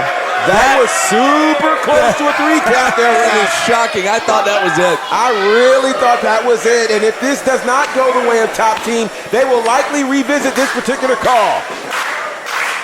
And now what's happening? He's got an idea here, heading up to the top rope. Heads up. Oh, no. Oh, no. Wait a second. Cornelius Pepperbottom moved the ref right in the way. And Lazard inadvertently took out the referee. The ref took every bit of that, and now Zach Mosley with a big kick in the head there. Oh my gosh, he just folded Lazard. Snap Dragon right there just took down Lazard. That was ugly. Lazard doesn't know where he is right now. Lazard landed hard on the back of his head. Here comes another official from the back here. Lazard is out of it, folks. He is out of it. This is bad. This is bad. Lazard can't even get back to his feet right now. He really can't. He is out of it. Somebody needs to check on him. This is bad. Meanwhile, we'll even know the referee. That's the thing. We don't have an official here to check on him. We certainly don't. Meanwhile, who is this? That's Spectre. What is Spectre doing here? Well, we saw Spectre take out Bryce Cannon from Exotic Youth last month. We certainly did. And now Spectre, he's not done. He's taking, I guess he's going after every member of Exotic Youth. What in the world? What does Spectre have to do in this scenario? Meanwhile, we got a super kick here. This match is still going on. Jay Lucas and Lazard teaming off on, look out. Oh, he spiked him. God. Lucas just spiked. But we don't have the Cornelius ref. Pepperbottom, and there's another official. Will it be enough? Count of 3, Top Team. Top Team advances. And again, Spectre with this beef against Exotic Youth. You know, it's been going on for the last 2 months here. This is kind of crazy. So Spectre just comes in out of the blue and just literally is dragging. He is dragging Zach Mosley, through the crowd. Look, all over District Atlanta. He did the same thing last month. He grabbed remember that plastic bag he got, and he got Bryce Cannon to take him out. This is so odd. So who knows what in the world is going on there. But what we do know is the Top Team has eliminated Exotic Youth from this matchup. I'll tell you what, I'd love to see these guys in, say, a best of 5 or something, because that's amazing. But right now, let's continue this gauntlet here.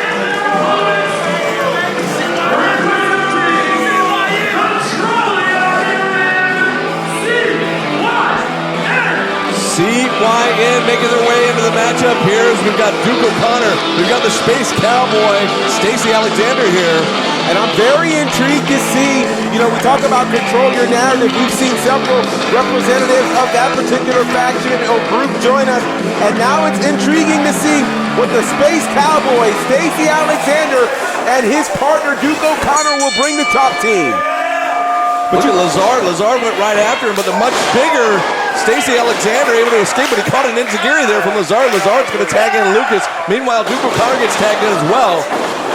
Double drop kick there, takes O'Connor back to the corner. And now we're about to really see what Top Team is made of. They put so much into that encounter with Exotic Youth. Do they have anything left? Oh, God. Great teamwork there from Lazard and Lucas. And here's to your point, GB. These two individuals are much bigger than Exotic Youth. Much, much bigger. Lucas going up top, but look at this. Stacey Alexander over there to shake the ropes and knocks his feet out from under him. He got crotched on the top turnbuckle. Yeah, he had to shake it fast. He had to watch himself. Shake it fast. Well, he showed him what he was working with, that's for sure. And now, you've got a real problem here with Stacey Alexander. Big power slam there onto Jay Lucas. The Space Cowboy just planting Lucas center of the ring here. And the Space Cowboy looks like he's not quite sure what's going on at this particular point. But now they trap Jay Lucas into the corner. Look at O'Connor now. O'Connor just choking Lucas. Yeah, the referee's attention is diverted here as he's checking on Lazard out on the floor. Yeah, I think Larry Lazard might be hurt. You know, he certainly might be hurt, but we've got to. Meanwhile, Jay Lucas is in big trouble right now, and Lucas is out. And Lucas just being choked out there by the Space Cowboy. Are you kidding me? That's how that's going to end? Apparently. So top team now has been eliminated from this gauntlet matchup. Yeah, you know, I really think that matchup, that encounter with Exotic Youth took way too much out of top team, and that's... Ladies and gentlemen, your winners, C1. Wait. Well, we've got a new... Ladies and gentlemen, I introduce to you Michael Allen, Richard Clark, and Levi Knight. Well, contrary to popular belief, this thing is not over. We got another team in here. That's right. We know this gauntlet match is going to continue here as this new team has come in. There was a lot of names he's just named off there, GP. That's Michael Allen, Richard Clark, don't call him Mark, and Levi Knight. And they're right now facing a fairly fresh team in Control Your Narrative. I'm still shocked the top team went out like they went out, but I think to your point, GB, I think that a lot got taken out of them during that encounter with Exotic Youth. For sure. You know, we talked about strategies in terms of this kind of match, and you really want to look for the quick win. And that particular encounter between Exotic Youth and top team was the longest encounter we've seen of any two teams in this tag team gauntlet match. So Knight just got sent into the ring post there by the Space Cowboy. Meanwhile, Clark's in there with Duke O'Connor, and he's getting his, handed to him there with a big scoop slam right in the center of the ring. Yeah, the size right now and the power there of O'Connor. Oh, follow-away slam there from Duke O'Connor. What a beast. He is a beast. That's a great name for him. And now Control Your Narrative looks to continue to do just that and control their narrative here, hoping to get a big, big win in this tag team gauntlet match. They are in control of their destiny, that is for sure. Here's the Space Cowboy comes back in. A huge, a spinning kick right to the face there. Yeah. A guy that size doing that kind of a move? Are you kidding me? It's over. And Stacey Alexander, the Space Cowboy, gets another pin attempt, or another pin there. So Clark's gone, and his partner Knight, they're out. Yeah. They didn't last too long. And we've got yet another team. This is the Eternal Gauntlet, dare I say. Look at this.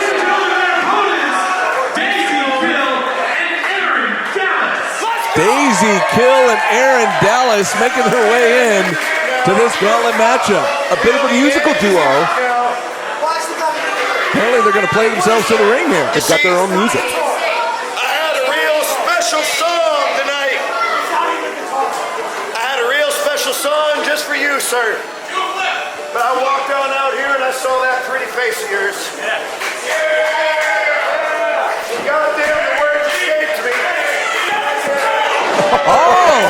He said he had a special song there for the Space Cowboy, and it served as a distraction now. Well, I'll tell you, every cowboy wants his own song, and clearly that distracted the cowboy. Daisy Kill, Aaron Dallas making their way out here. And these two have an incredible opportunity. Oh! Huge lariat there from the Space Cowboy. But listen, you don't fool with a cowboy and his song. If you don't give him the song, he's going to go off. And that's exactly what's happening right now with the Space Cowboy. Who missed the clothesline. Now we've got a tag. Duke O'Connor tag on both sides now. We sure do. Oh my God! Spear from Duke O'Connor. Oh my God! He nearly broke that man in half. And now Daisy Kill and Aaron Dallas have been eliminated. He speared him so hard that his ukulele started playing on its own. That is crazy. So CYN eliminates another team here, and who's going to be next in this gauntlet? Oh, this sounds familiar. Yeah, it does. We saw these gentlemen early on. Dave Stage had a singles match where he was victorious, but now this tag team gauntlet, Sleep and Destroy, Trip Jordy, Dave Stage making their way back out. Fan favorites here at Championship District Wrestling. They certainly are fan favorites, and now you got to ask yourself, you know, Dave Stage had a match a little bit earlier in the evening Will that impact his endurance at all? Of course, Trip Jordy would certainly seem to be the fresher man here. And again, we're trying to figure out who's sleek and who's destroyed. Both are going to be necessary in this tag team. Right now, Jordy's showing that he might be destroyed here as he's taking it to the Space Cowboy. Yeah, and he's trying to use his strength, which could be a problem against the much larger Space Cowboy. Ooh, Stacey Alexander reversed it, sent Jordy into the top turnbuckle hard, but Jordy gets his boot up there, right up under the chin of the Space Cowboy. A shotgun drop kick there from Jordy. I love that. Trip Jordy, and now here comes the muscle. And this ought to be very interesting to see how Dave Stage handles things here against O'Connor. That's right, we saw him in a singles match earlier against Dylan Lesson, and we saw how those size difference came into play there, but now he's got a much larger opponent here in Duke O'Connor. Duke O'Connor, let me tell you something. Don't let the smooth taste fool you. Duke O'Connor is a big, big boy, but now. Can Dave Stage get him? Now wait a second, the referee did not see it. He had his attention diverted. And I don't know if the cameras caught it, but there was a low blow there from O'Connor. There was to Stage. No, not like this. Come on. Wow. And just like that, Sleek and Destroy have been eliminated. And that's too bad. CYN is dominating this tag team gauntlet match right now. That is just too bad because this crowd, and I'm not gonna lie, me as well, I wanted to see more of Sleek and Destroy here. Absolutely. Oh, but wait. I think we may be seeing perhaps your real favorite team here in CDW. I don't know what makes you say that. Well, I'm just saying history proves, and here we go. Now keep in mind here, the dudes in kimonos are back out here this month, but keep in mind, it's KJ Impala teaming with J.R. Miller rather than Frankie Filto. Because if you recall, Frankie Filto was taken out of action with a fireball to the face thanks to not the two gentlemen in the ring, but their running buddies, the other members of CYN. That's right. Potter and Artois. That's right. Artois was responsible for that. And now here we are. And again, it's just kind of poetic justice that these dudes in kimonos would be going after any members that they can of Control Your Narrative. We have not seen or heard from Frankie Filto after that insane fireball that happened last month. Duke O'Connor sent in. Tag team work there from the DIKs. J.R. Miller with a penitent there, but just a one count there as O'Connor, the much larger opponent, gets that right shoulder up off the mat. These dudes in kimonos are deep in knowledge. They know exactly what it takes to become a great tag team here in CDW, and they're doing what they have to do to control their own narrative. KJ Impala up to the second turnbuckle here, heads up. Whoa! A big elbow right to the shoulder there of Duke O'Connor. And I'll tell you, I've been impressed from day one with the dudes in kimonos. They've automatically, galvanized this crowd here at CDW, and they look great in their kimonos. And now look at this, J.R. Miller trying to get back in because the Space Cowboy was illegally going after his partner, but he's not doing his partner any favors right now as he's got the referee distracted. Face first into the big boot goes KJ Impala. J.R. Miller's got to get out of the ring here. Yeah, he really, really does, because he's not doing his partner any favors right now. KJ in a world of hurt now as Duke O'Connor just toying with him at this point. Yeah, he really is. He's really, really in trouble. This is not good.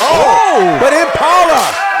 He found his second win here, delivering chop after chop to the beat red chest there of Duke O'Connor. He certainly did. He found his inspiration. Oh my gosh. What a collision there. KJ Impala taken down hard in the center of the ring. O'Connor literally muscled over the dude in the kimono.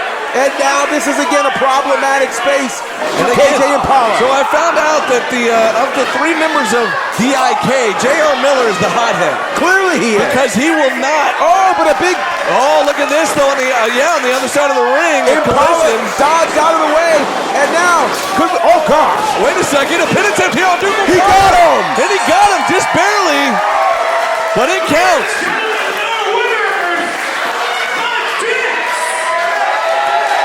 The dudes in kimonos, they are deep in knowledge. They are delicious in kindness, and they are filled with wins here with a big, big win over CYN, but no, it's not over. But the thing is, neither is this gauntlet match. We don't know who's coming out next. But you got that right. But what we do know is that CYN is not done, and they're, again, we kind of saw something similar to this earlier in the matchup. We certainly did. It seems as though the war is clearly not over between CYN. Oh my gosh, it is so physical here between these dudes in kimonos. No, wait, the gauntlet's not over, so I don't... DIK's being taken to the back here by CYN, but they need to stay in the ring because there's more tag teams in this match. What's going on? Maybe there is, maybe there isn't, I don't know. But what happens now? What happens now?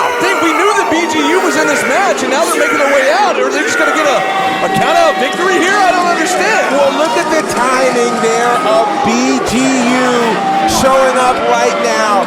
Of course, BGU has been running roughshod all over this promotion. You know, that's what happens when you kind of own the promotion. Seems as though you can do what you want to do. And now they magically have this amazingly late spot here in this tag team gauntlet match.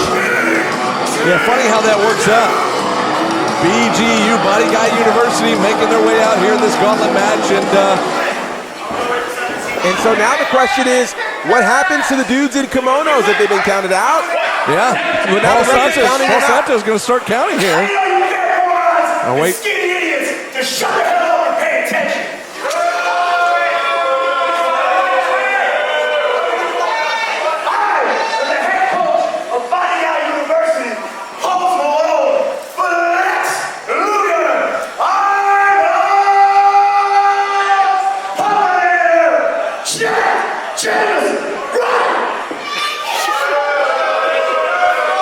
That indeed is who he is. It's me, the assistant head coach of BGU, my best buddy, the bull guy, Reagan, the bull bullet. They introduced themselves.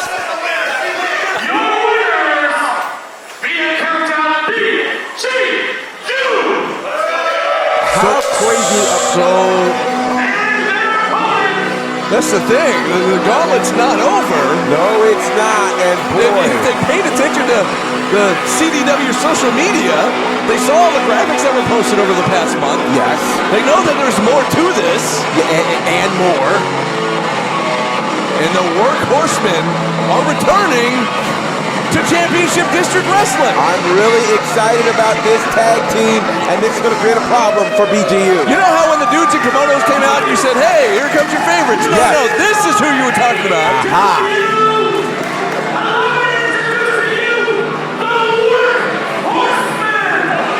Anthony Henry, JD Drake back in District Atlanta, back for CDW.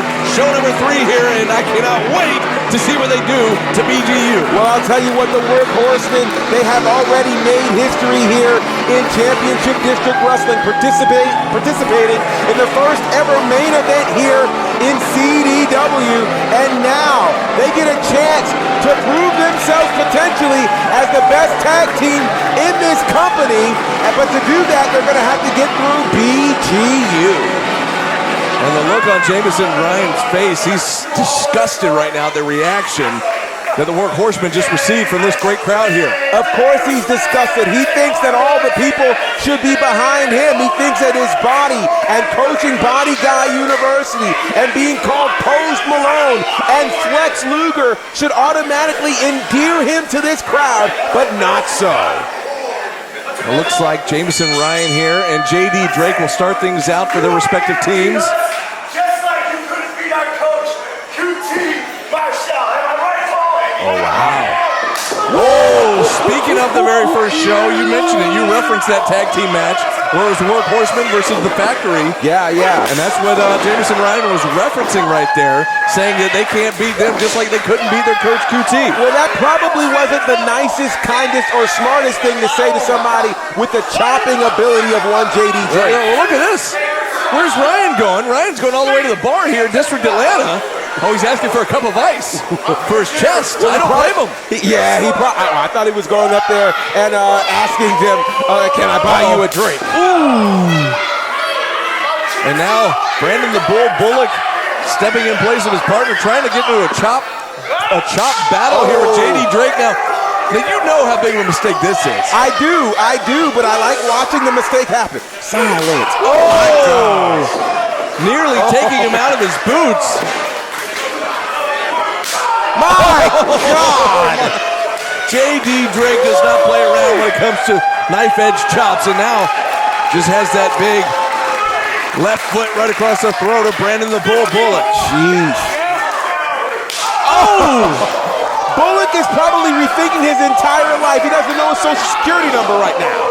And now a side headlock here from Bullock. A blind tag. There's Henry tagged in. I don't think Bullock saw it though. Uh-oh. Look at that. Shoulder block there and a Russian leg sweep and a big boot as well from JD Drake. Pin attempt there. No, but Bullock able to kick out. And I'll tell you what, I love this tag team of the Workhorsemen. They just have perfect chemistry. They get along perfectly well. They complement each other well. Look at the speed and quickness of Anthony Henry. Oh! Spinning leg lariat there from Henry. Takes down Bullock. Bullock doesn't know where he is. Form across the face. Pin attempt. No. Big counter one there and another quick tag here. And again, you know, we've been talking about going after the quick matches and the quick wins and things like that. Oh, wow. Just like dropped him like a bag of dirt there. Oh, and a falling headbutt there to the shoulder. JD Drake. Count of one. Had him wrapped up real tight there. I can't believe Bullock able to kick out at one. And that's just got to frustrate somebody like JD Drake. It certainly does. And you got to think, so in most of these cases with this gauntlet match, one team was coming in, my God, another chop. One team was coming in as the fresh team, but in this particular case, both of these teams have the same amount of freshness. Look, Anthony Henry calling for silence here. Ooh! Put a little pepper on that kick right to the back there, to the back of the arm too. Sure did. And now charges back in there. Now that front one had lemon pepper on. Absolutely. Echoing throughout the building here, District Atlanta. Another kick out there from Bullock. Got to give it up to the fortitude here. Brandon the Bull able to kick out after all this punishment, but a big boot there from Henry and back elbow there to Jamison Ryan. Oh, penitent here from Brandon the Bull with just a one count. Yeah, big count of one there by Brandon Bullock. And now he's trying to get back in this match. And think about this. You know, there's a real challenge for BGU because for all the talk they've done, they do not want to lose this tag team gauntlet match. Absolutely. You talked about it earlier. Oh, and Bullock just dropped him on the back of his head into a pin attempt there, but no, Henry able to kick out. I'll tell you what, they tell you all the time, it's not ballet, and that's what we're learning very quickly here in CDW. But as you mentioned earlier, yeah, BGU, Jamison Ryan there, the head coach of BGU, one of the half owner here of Championship District Wrestling. So how embarrassing would it be, especially after last month? Right. Jamison Ryan teamed with Diamond Sheik and lost. Sure did. Lost to Dr. Luther and Hunter Knott here. They don't want a second loss, that's What's you got for sure. mine here? Oh, right to the spine of Anthony Henry. Now Jamison Ryan tags back in. Brandon the Bull, Bullock coming back into the ring. What's he got in mind? A little bit of the same. Certainly. Oh, gosh. And again to the lower back there of Anthony Henry. And this is a smart move. Again, if your back is jacked up, you really can't do much here in this sport or anywhere else for crying out loud.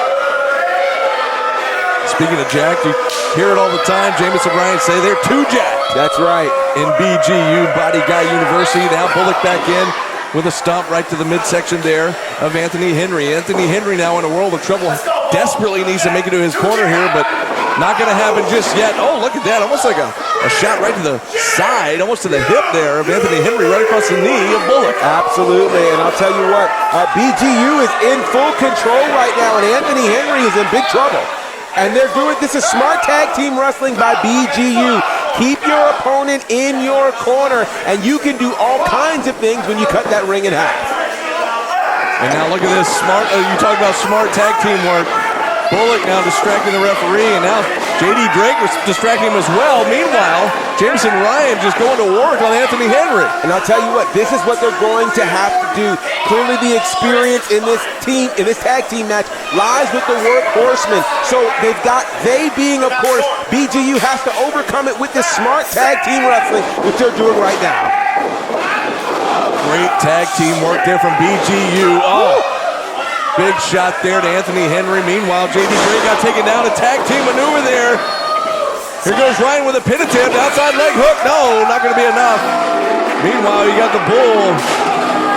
I'll tell you what, And so their music almost, it's just randomly coming on.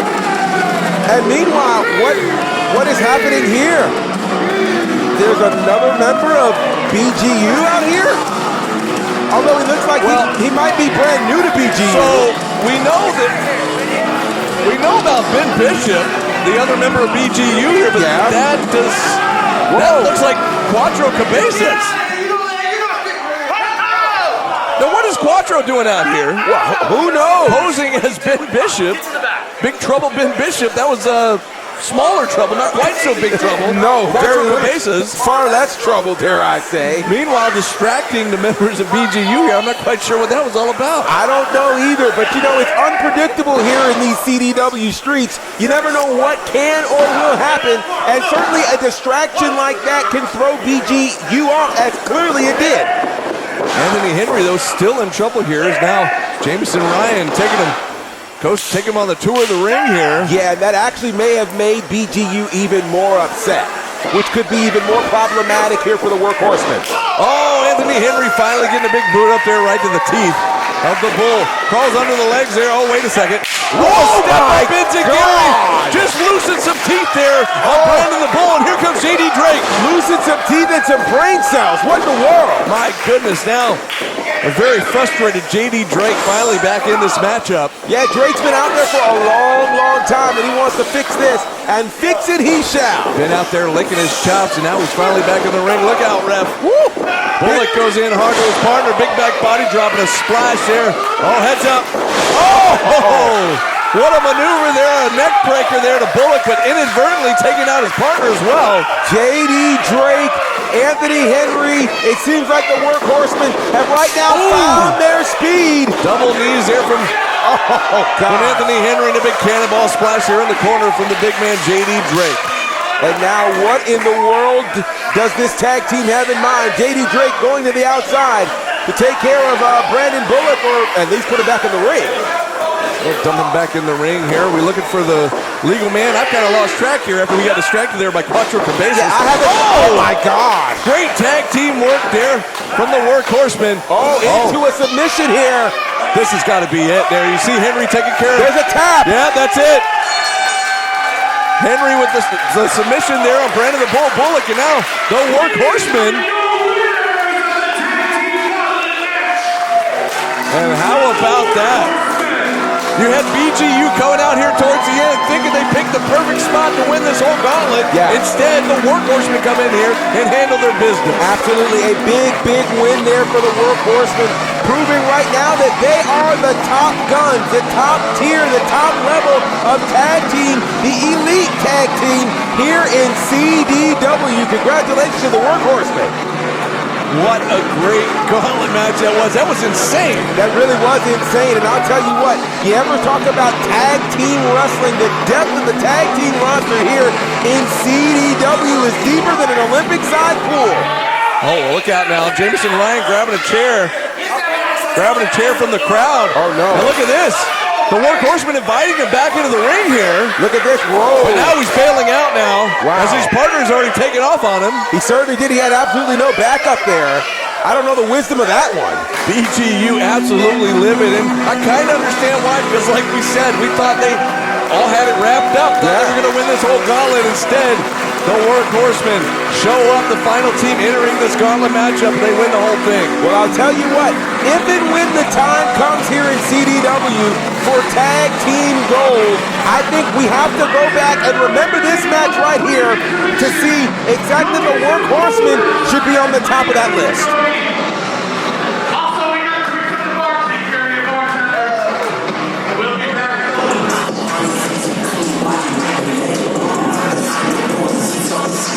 That is the music of Austin Green, Diamond Cheek's bodyguard. And here comes the bodyguard, Austin Green. And he's got the Diamond Cheek Championship, the Diamond Championship in his hands. And look at even He's got the NFC gloves on. So are we going to see a match here? Because he's got fighting gloves on. You're right, GB.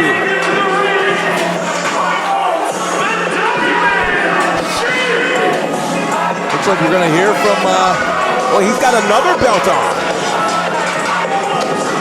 I think it's his MMA belt as well. Sheik's got the mic. What's he got to say here? Austin Green has been waiting far too long for an opponent. And every time we put one on the books, what happens? The same thing happens every time. They back out, they chicken out, they don't want anything to do with him. Well, guess what? Austin Green is undefeated in the sport of MMA. That's right. Professional record. And because he won the NFC Heavyweight Championship, I've got a gift for you, buddy. I talked to my lawyers. They told me that if we issue an open challenge, you can fight anybody that walks through that curtain. No weight class, no age, none of that. They walk through, you got it. I just need you to accept. He said, let's do it! You guys better see it! Wow. All right. That may have been the easiest proposal I've ever seen. So as Sheik mentioned there, he is the NFC champion. We talked about the NFC, one of our great partners here. Absolutely. Come on out. And apparently, it's just kind of an open challenge here. So here's the question. Who's crazy enough to get into it? Oh. Well, here we go.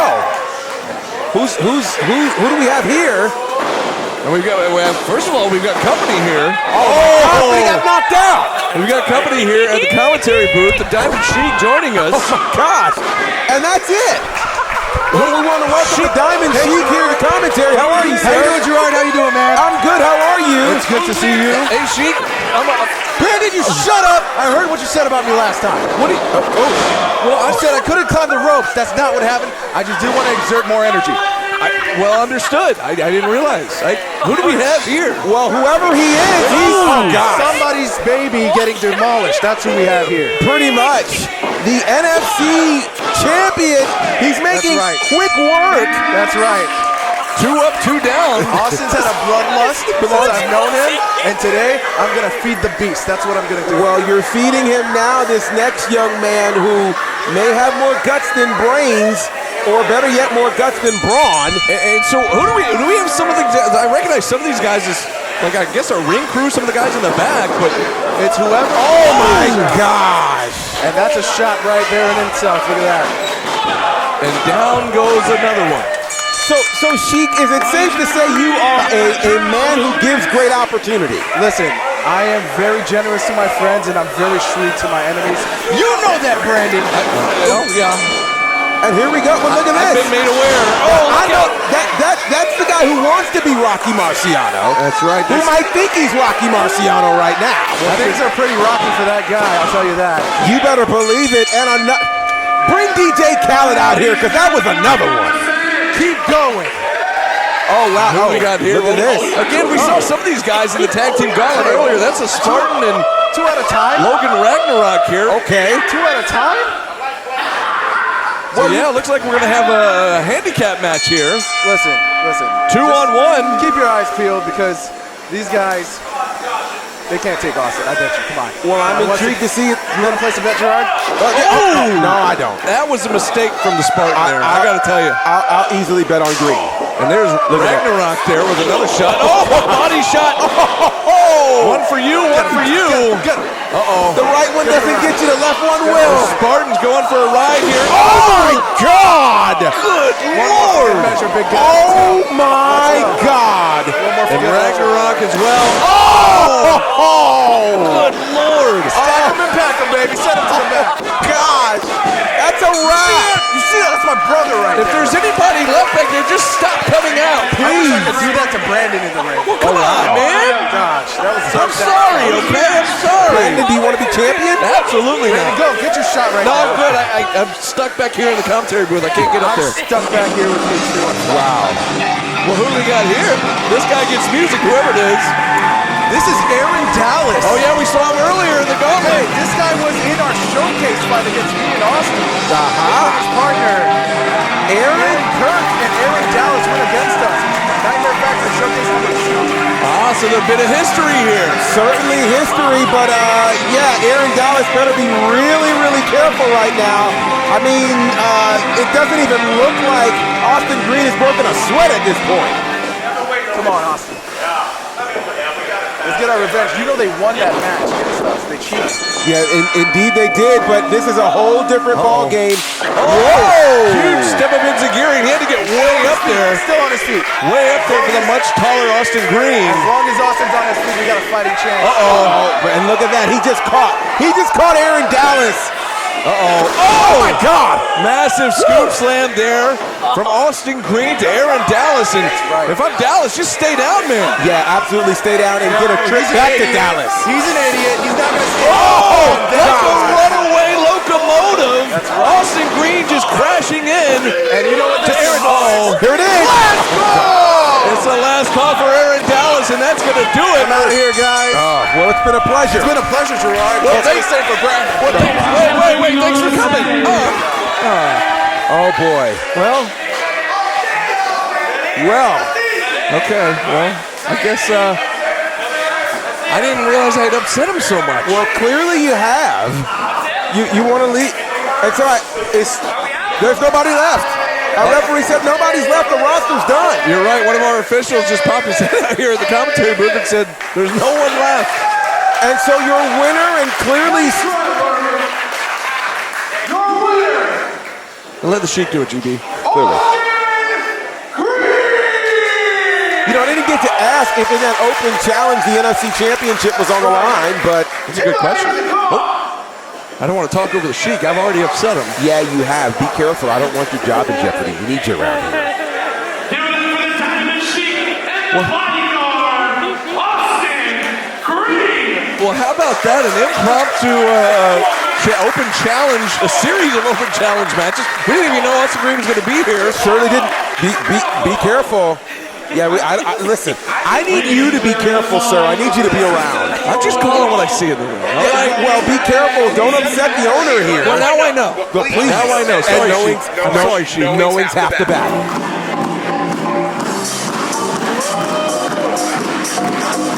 You know, we saw this at the last show, GB. What an entrance here for Kaya Dream. She is back once again.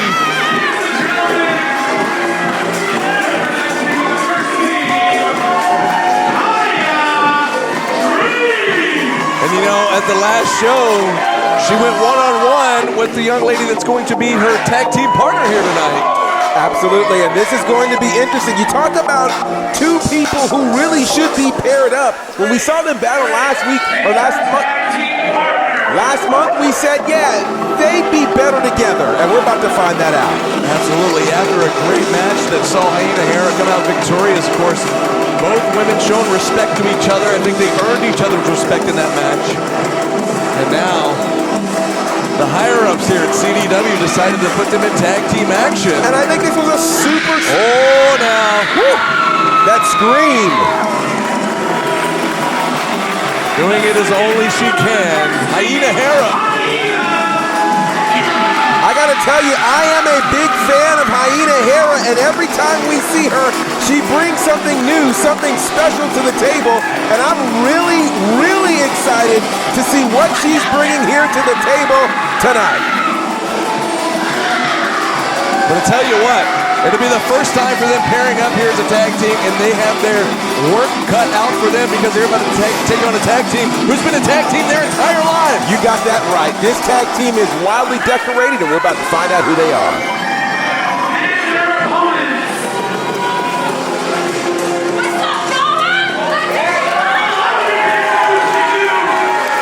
Charlotte and Robin Reagan, the Renegade Twins.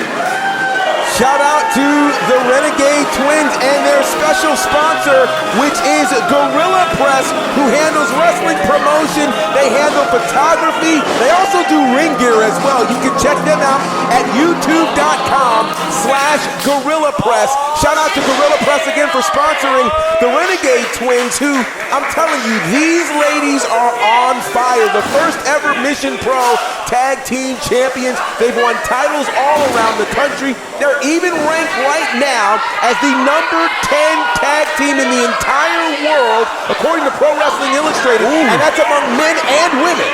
How about that? Oh, and what a brawl here. As you got Hyena Hera and Robin on one side, you got Charlotte and Kaya Dream on the inside here. Well, I'll tell you what, there's definitely a lot of history between Hyena Hera and the Renegade Twins. You remember show number 1, Hyena Hera actually was cost a couple of matches there in dealing with these Renegade Twins, and so she's been looking for revenge, and now what a great partner to have in Kaya Dream. A springboard crossbody there from Kaya Dream, almost got the 3 count.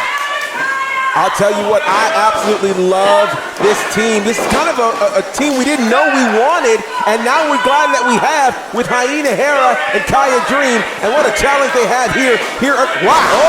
Against these Renegade Twins. How about that? Like a double Japanese arm drag there almost. I love that. Are you kidding me? And I love seeing the development that we're seeing here again with Hyena Hera. Look at this. Here we go. Hera dragging out Charlotte Renegade. Penitent here, hooks the outside leg. Not gonna be enough. Count of 2. And I'll tell you, the Renegade Twins, they have really been garnering all sorts of press and goodwill, I guess, across the country. They've been defeating teams, and they're on the eye and the radar of a lot of people in this business. Kaya Dream ducks a clothesline there from Charlotte. Robin is waiting with a step of Inzaguri there on the apron. And now Charlotte gonna go to work now with forearms and fists right to the side of the head there of Kaya Dream. You raised a very intriguing point at the start of this match when you talked about the tag team experience of Kaya Dream and Hyena Hera against the Renegade Twins. The Twins have been teaming together their entire lives. They were teaming together in the womb. Absolutely, and now look at this. Kaya Dream hung up on the second rope with the referee distracted. Robin trying to go to work here on the outside as well. I'm telling you, when you have been as close as these 2 young ladies are, literally there's nothing they can't do together. And I'm telling you now, this is it's all sorts of problems. What a double knee there to Kaya Dream. Snapmare takeover there from Robin Renegade to Kaya Dream. Hooks the outside leg. Will it be enough? Not quite, as Kaya Dream gets that right shoulder up. Kaya Dream is in trouble, and now here's something, again, Kaya Dream actually part of Culture Inc. We saw, of course, her 2 partners earlier in Malik Bosidi and Eli Knight. She's used to, again, partnering with them. This team, obviously, with Hyena Hera, a first-time team. It's going to be interesting to see what kind of chemistry they have here, as they're in trouble right now, facing the Renegade Twins. And you saw Robin there just mocking, just stretching out her hand, trying to pretend to grab her partner, but now she's in the corner tagging her sister back in. Here comes Charlotte. And I'll tell you, these 2 young ladies, the Renegade Twins, literally can go anywhere in the world right now. They have that kind of cachet. Look at that. Oh my God! Not only did they hit the suplex, but her feet got hung up on the top rope as well, and there's a penitent, but no, Kaya Dream still gets that shoulder up. Kaya Dream barely kicked out of that. That was a scary one for sure. And now Charlotte just slowing down the pace of this match, trying to cut off the air supply there for Kaya Dream. Wow. Well, Charlotte not exactly endearing herself to this crowd, and she's not looking for crowd approval. She's got her sister, and as long as she's got her sister, dare I say, they can accomplish all kinds of things. Shout out to you and Tamara. Never knew how much I missed you. How about that? What? Come on! Yeah! Look out, Kaya Dream now fighting back with the forearms up under the chin, and a big one there, a big shot to Charlotte. Ducks and clothesline does Kaya Dream, sunset flip. Can she make the pin here?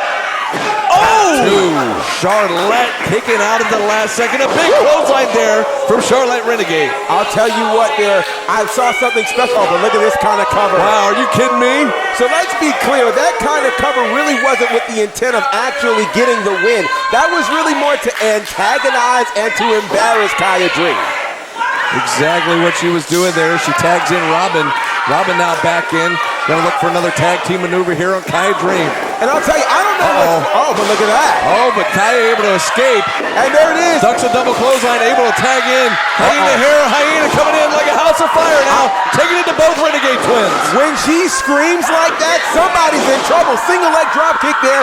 And look at the look on the face of Hyena Hera. I tell you, she's like a whole different person when she gets inside the squared circle there. She absolutely is. And she Look out. Roundhouse kick. Charlotte ducked it, but then Robin caught it. Now Charlotte caught it on the back end. And now the question is, does Hyena remember who the legal woman is in this match? That's a good point, because I sure don't. Oh! Are you kidding me? Robin Renegade just gets planted face first. Scoops the arm. Here we go. Gonna hook the leg. No. Charlotte breaks it up. So it looks like Robin Renegade was the legal competitor at the moment. Certainly. Give it up to referee Paul Sante, able to keep track. Absolutely. But look at this. It looks like a double wing super. Oh, looking for a butterfly, maybe suplex, but I don't know, she tried to counter out of it. She went down anyway, go for a pin, but no, a quick break up there from Robin. And I'll tell you what, the Renegade, oh, look at this. Oh! Robin didn't miss with that one. My goodness. But look at this, Hyena's got Robin. Quick go behind here from Hyena here, maybe looking for a German suplex. Oh, God. A release German. Woo-hoo. And Robin landed hard, but Charlotte's right back up to her feet. Hyena better turn around. That one was high and tight. Look out, up on the shoulders of Charlotte Renegade. Oh! Are you kidding me? We are seeing a wildly physical tag team matchup here between the Renegade Twins and Kaya Dream and Hyena Hera. And again, like you said, GB, who are the legal competitors at this point? I completely lost track. I have lost track, but I'll tell you what, I am enjoying this tag team matchup for sure. Almost like a pinky swear there between Hyena and Kaya. Both teams helping each other back to their feet now. Just slugging away here. Referee being very lenient in this matchup here. Extremely lenient, as now this is turned into strong style for sure. Robin gonna send Kaya out to the floor. Charlotte. Oh, a tag team maneuver in store here for Hyena Hera. Oh, gosh.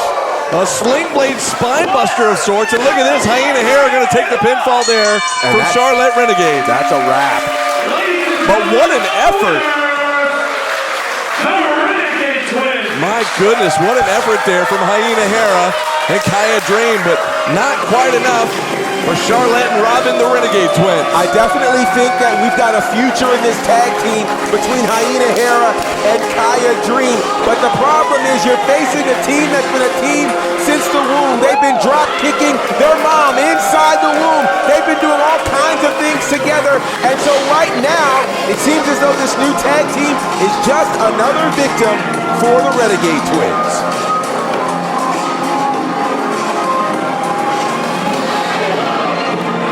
Look at that. They're just aggressive. Adding insult to injury there as they kick Hyena Hera on the way out the door. They absolutely do, and they're continuing their winning ways.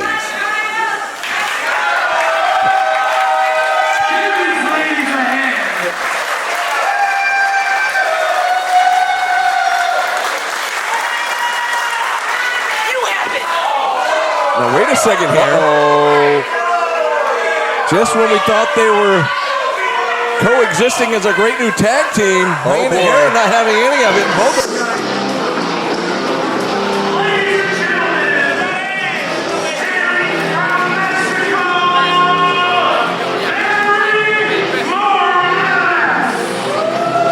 Barry Morales, certainly one of the most aggressive figures here in CDW. He can mix it up. He's a high flyer, but he's got a chip on his shoulder the size of the entire nation that he's from, Mexico. It's really quite crazy, and so I'm intrigued to see what's going to happen in this matchup against his opponent. I'm intrigued for this one. And we all know Barry Morales is a bit of a high flyer. Not even a bit of a high flyer. He's definitely a high flyer. He absolutely is. Getting ready to take on Teriyaki, and I'm excited because we know Teriyaki can be a high flyer. Yeah, I think this one's going to be handled in the high rent district for sure.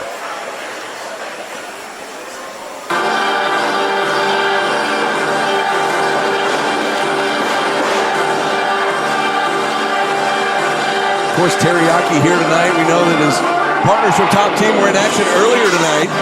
And here he comes in this one-on-one matchup.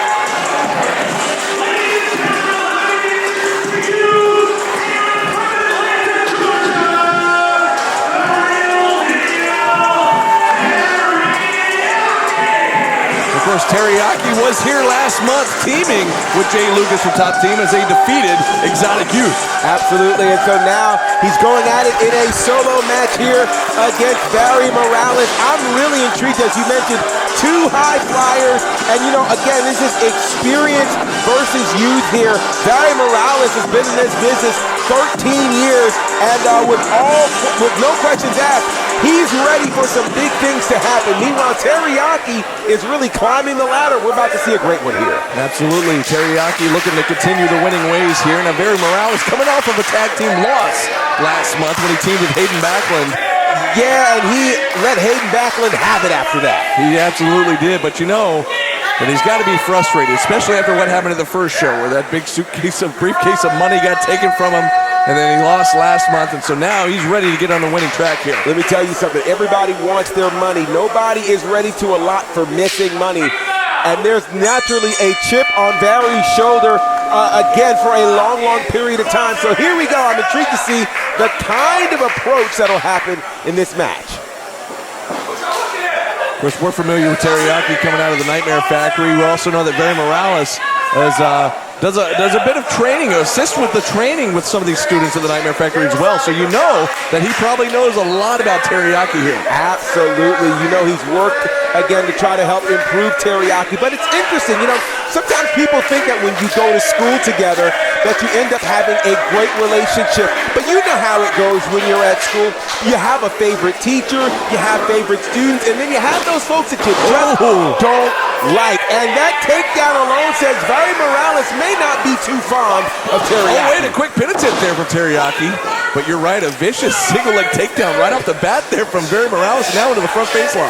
You know, it's interesting. I think back to our main event last month, an absolute classic. Go back and watch it on YouTube, between Anthony Agogo and Carly Bravo, where we saw what two guys who respect each other, how they treat and handle each other in the ring. It's a much different vibe here between Barry and Teriyaki. Absolutely is. Went for the trip, almost got it there, but Barry able to escape and flip through there.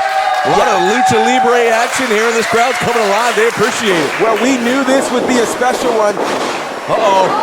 Nice head scissors there. Almost sent Teriyaki flying out of the ring. You better believe it. And I'll tell you, don't expect for anything slow in this one. Oh, Teriyaki returning the favor. These guys only know one speed, and that is fast. Pin attempt here. No, not even a one count. Not at all. Look at this. Good luck, referee. Yeah, Luis Santiago has his work cut out for him trying to keep up with these two guys. He certainly does, and you can hear the CDW faithful excited about what they're seeing with this matchup. How about that? Well, look at that. Barry Morales. That's a little more of the Barry I'm used to. Yeah, very, very much like Barry. How about that? Suckered him in with a handshake. Oh, now just insult to injury, throwing his shirt right in his face. Yeah, now we're seeing the Barry Morales that we are familiar with here. Went for the trip again, but Barry able to dodge it and hits him with that shoulder block and a quick kip up there from Teriyaki and a super kick to Barry Morales. I'll tell you what, Teriyaki doesn't stay down long. He's in to do and put in some work here as he's doing right now. Ooh, running uppercut there in the corner from Teriyaki. Snapmare takeover, takes down Morales and a low drop kick. And he almost took his head off and sent him in the front row. You know, you have to think that Teriyaki, understands the fact that he's been in this business for a very short amount of time. He wants to oh my gosh. Wow, nobody home there with Teriyaki looking high risk, flying over the top rope, but Barry Morales able to get out of the way. Yeah, he wants to make a massive impression against Barry Morales, the far more experienced competitor. Oh gosh. Morales sending Yaki into the steel steps and then a steel kick right to the side of the head. So Yaki's knees naturally hit the stairs, and then the force of that ricocheted him against the pole there, and steel always wins when it combats with human flesh. Now Morales going after Yaki. I thought he was going to put him back into the ring, but instead he's sending him into the guardrail there. He's giving him a tour of District Atlanta right now, and he's taking him to all the poles. That's right, our fans in the front row. Look out. Be careful, because clearly there's a plan that Barry Morales is hatching up. Woo. What a kick there. Just laying it into Teriyaki out there on the floor. Both of these men, they got to get back in the ring here. Yeah, they definitely to win do. the match. But the referee's being super lenient with this. Oh my gosh. The Teriyaki just got hung up on top of that steel guardrail and a super kick there for good measure from Barry Morales. I'm not sure if I saw a tooth fall out of the mouth there of Teriyaki, but something flew out. And now Morales going to roll back in and break out the referee's 10 count. Good gracious, what a physical match this is. And you know Teriyaki's abdomen is ribs have got to be killing him right now. Yeah, his ribs, his mouth, all of them is in trouble right now. Teriyaki, though, still showing some fight, still with the body shots, but a swift kick right to the side of the thigh there from Morales. What a smart move there by Morales going after the thigh. Again, without those thighs, Yaki can't do most of those high-flying maneuvers. Oh, wow. What a splash there in the corner from Barry Morales. Barry Morales looks like he's finally having fun in a match right now. Scoops the arm, but he neglected to hook a leg there and maybe just trying to wear down his opponent, maybe not trying to win the match. Well, with that said, I think, that kind of made Vari a little more angry if you saw that look that was on his face. Uh-oh. Quiet, GB. Come on, bring it out.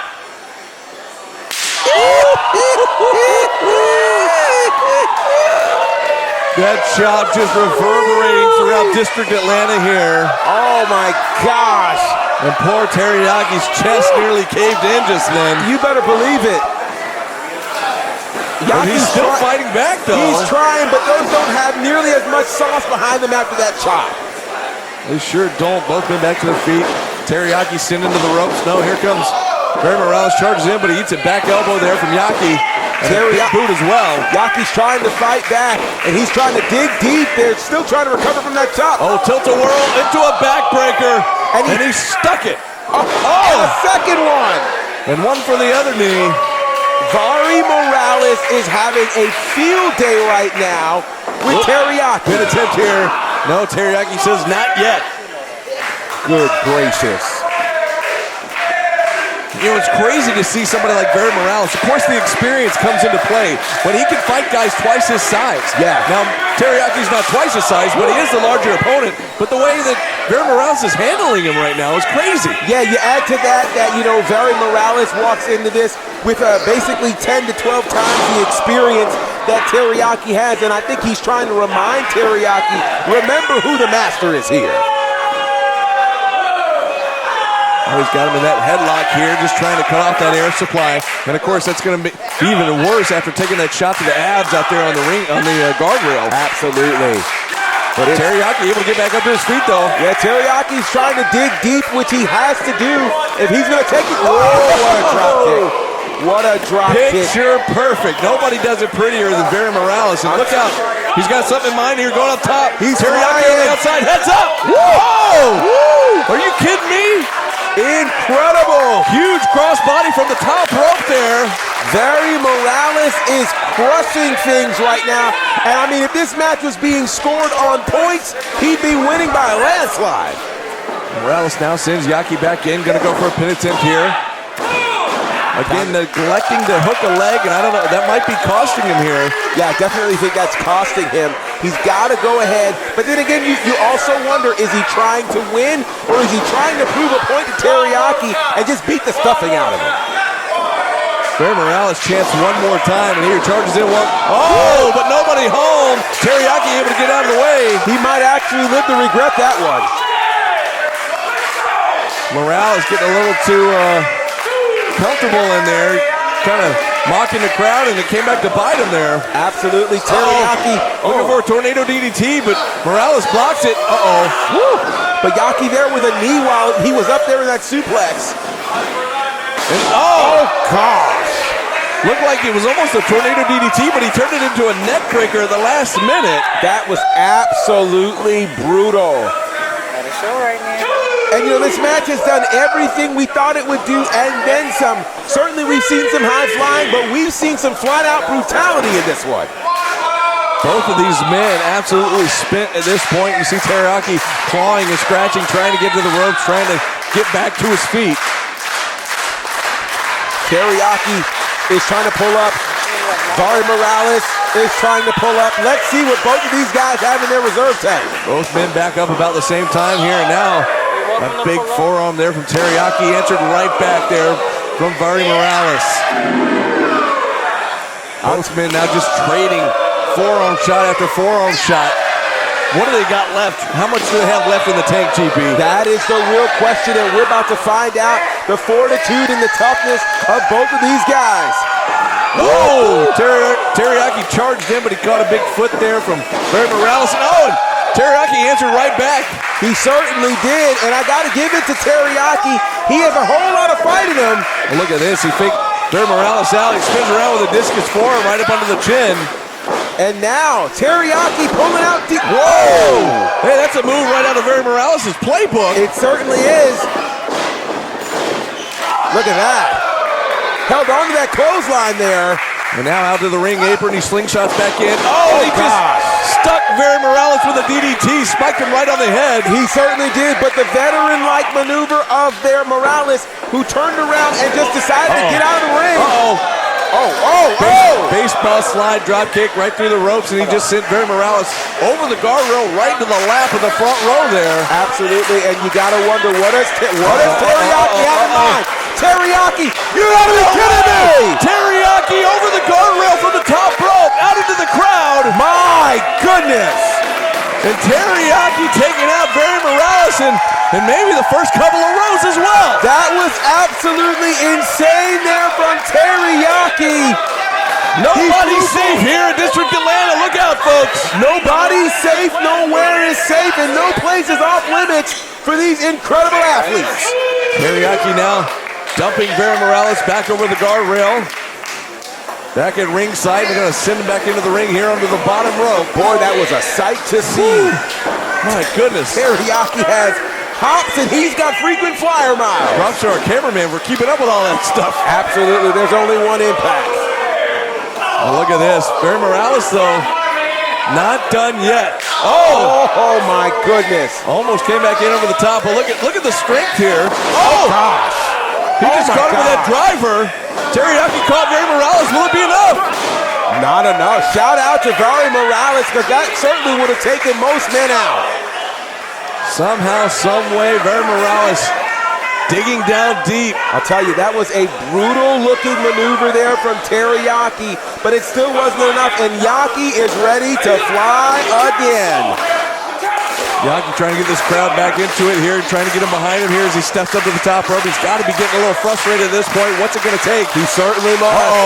A huge step-up kick right up under the chin there from Very Morales. Morales was playing possum there. He certainly was, and now, what in the world? As these guys, we knew they were going to live in the high-rent district, and here they are. Both men in a precarious position now, perched up on the top turnbuckle. And now look at Teriyaki just clubbing forearm after forearm, just beating him down. He be clubbing. There we go. In the club, absolutely. Absolutely, there's no better place to do that here than in District Atlanta. And Teriyaki now trying to figure out what the next move's going to be here. He's got something in mind. Heads up, heads up, heads up. Oh, looking for a huge stomp from the top rope, but nobody home. Uh-oh, Very Morales spinning neckbreaker here, but he's hanging on. He held on to that. Oh, double underhook into a driver. Oh, gosh. And he stuck him right on the top of his head. Is that going to be enough? And it is. Teriyaki unable to kick out there after being spiked by Very Morales. What a match. That was an incredible match with a bit of a variation there on a pile driver. A move we don't see very often in modern day pro wrestling for a specific reason. It can do extreme damage to your neck, as Very Morales clearly was looking to do there. Morales. And I'm pretty sure Morales does not care at all what kind of damage it does. He certainly doesn't. He has something in mind. Well, he went to go get his flag that we normally see him with. But he's not done. Oh, no, he's not done. He's got a handful of hair there, Teriyaki. And he's going to drape that flag over Teriyaki now. Wow. What an insult. Insult to injury here. Major league insult. Very Morales wants to send a very strong message to all the talent in CDW and everyone who may be watching. Uh-oh, and he's got a microphone.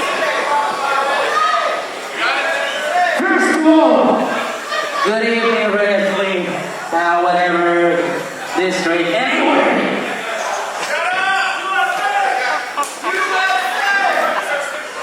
Shut up. Don't stop. Be racist, okay?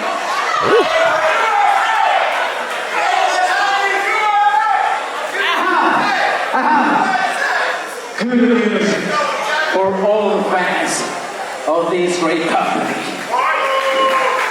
Let me say it straight to the mirror. I heard that next month, Suicide is coming to District Championship Wrestling. Wow. That's a bomb. You've never heard about Suicide. He's a huge Impact Wrestling superstar. I don't want to talk about him, but I just let you know.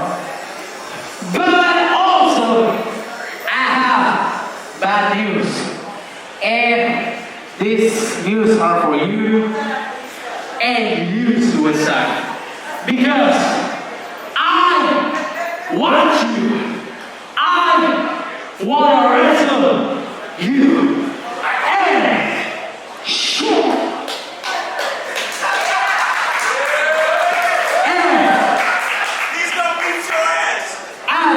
The first show 2 months ago, I got stolen. My briefcase full of money, someone stole it in front of you, in front of everybody. I don't want to name this criminal, but you know who you are. So, since Shake owes me a favor, that is what I want. Of payback. So, Suicide, yes, you make luchador with that ugly mask. I'll see you next month. Like it or not. And all of you, do me a favor.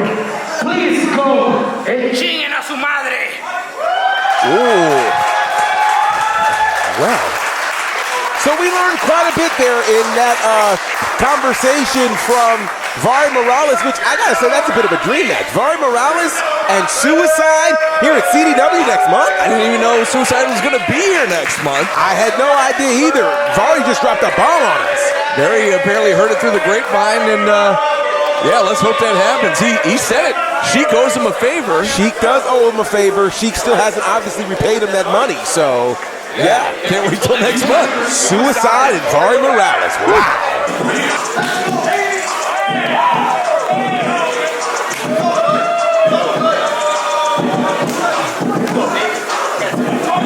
Ladies and gentlemen, representing the business, NWA superstar.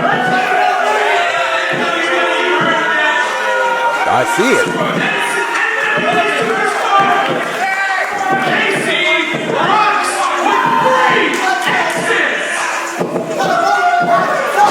KC Rocks making his way out here. He's got his hands full as he's going to... oh, he's got the mic. I know you're back there. Wait a second. You ran your mouth on social media and I asked you, are you fearless or are you stupid?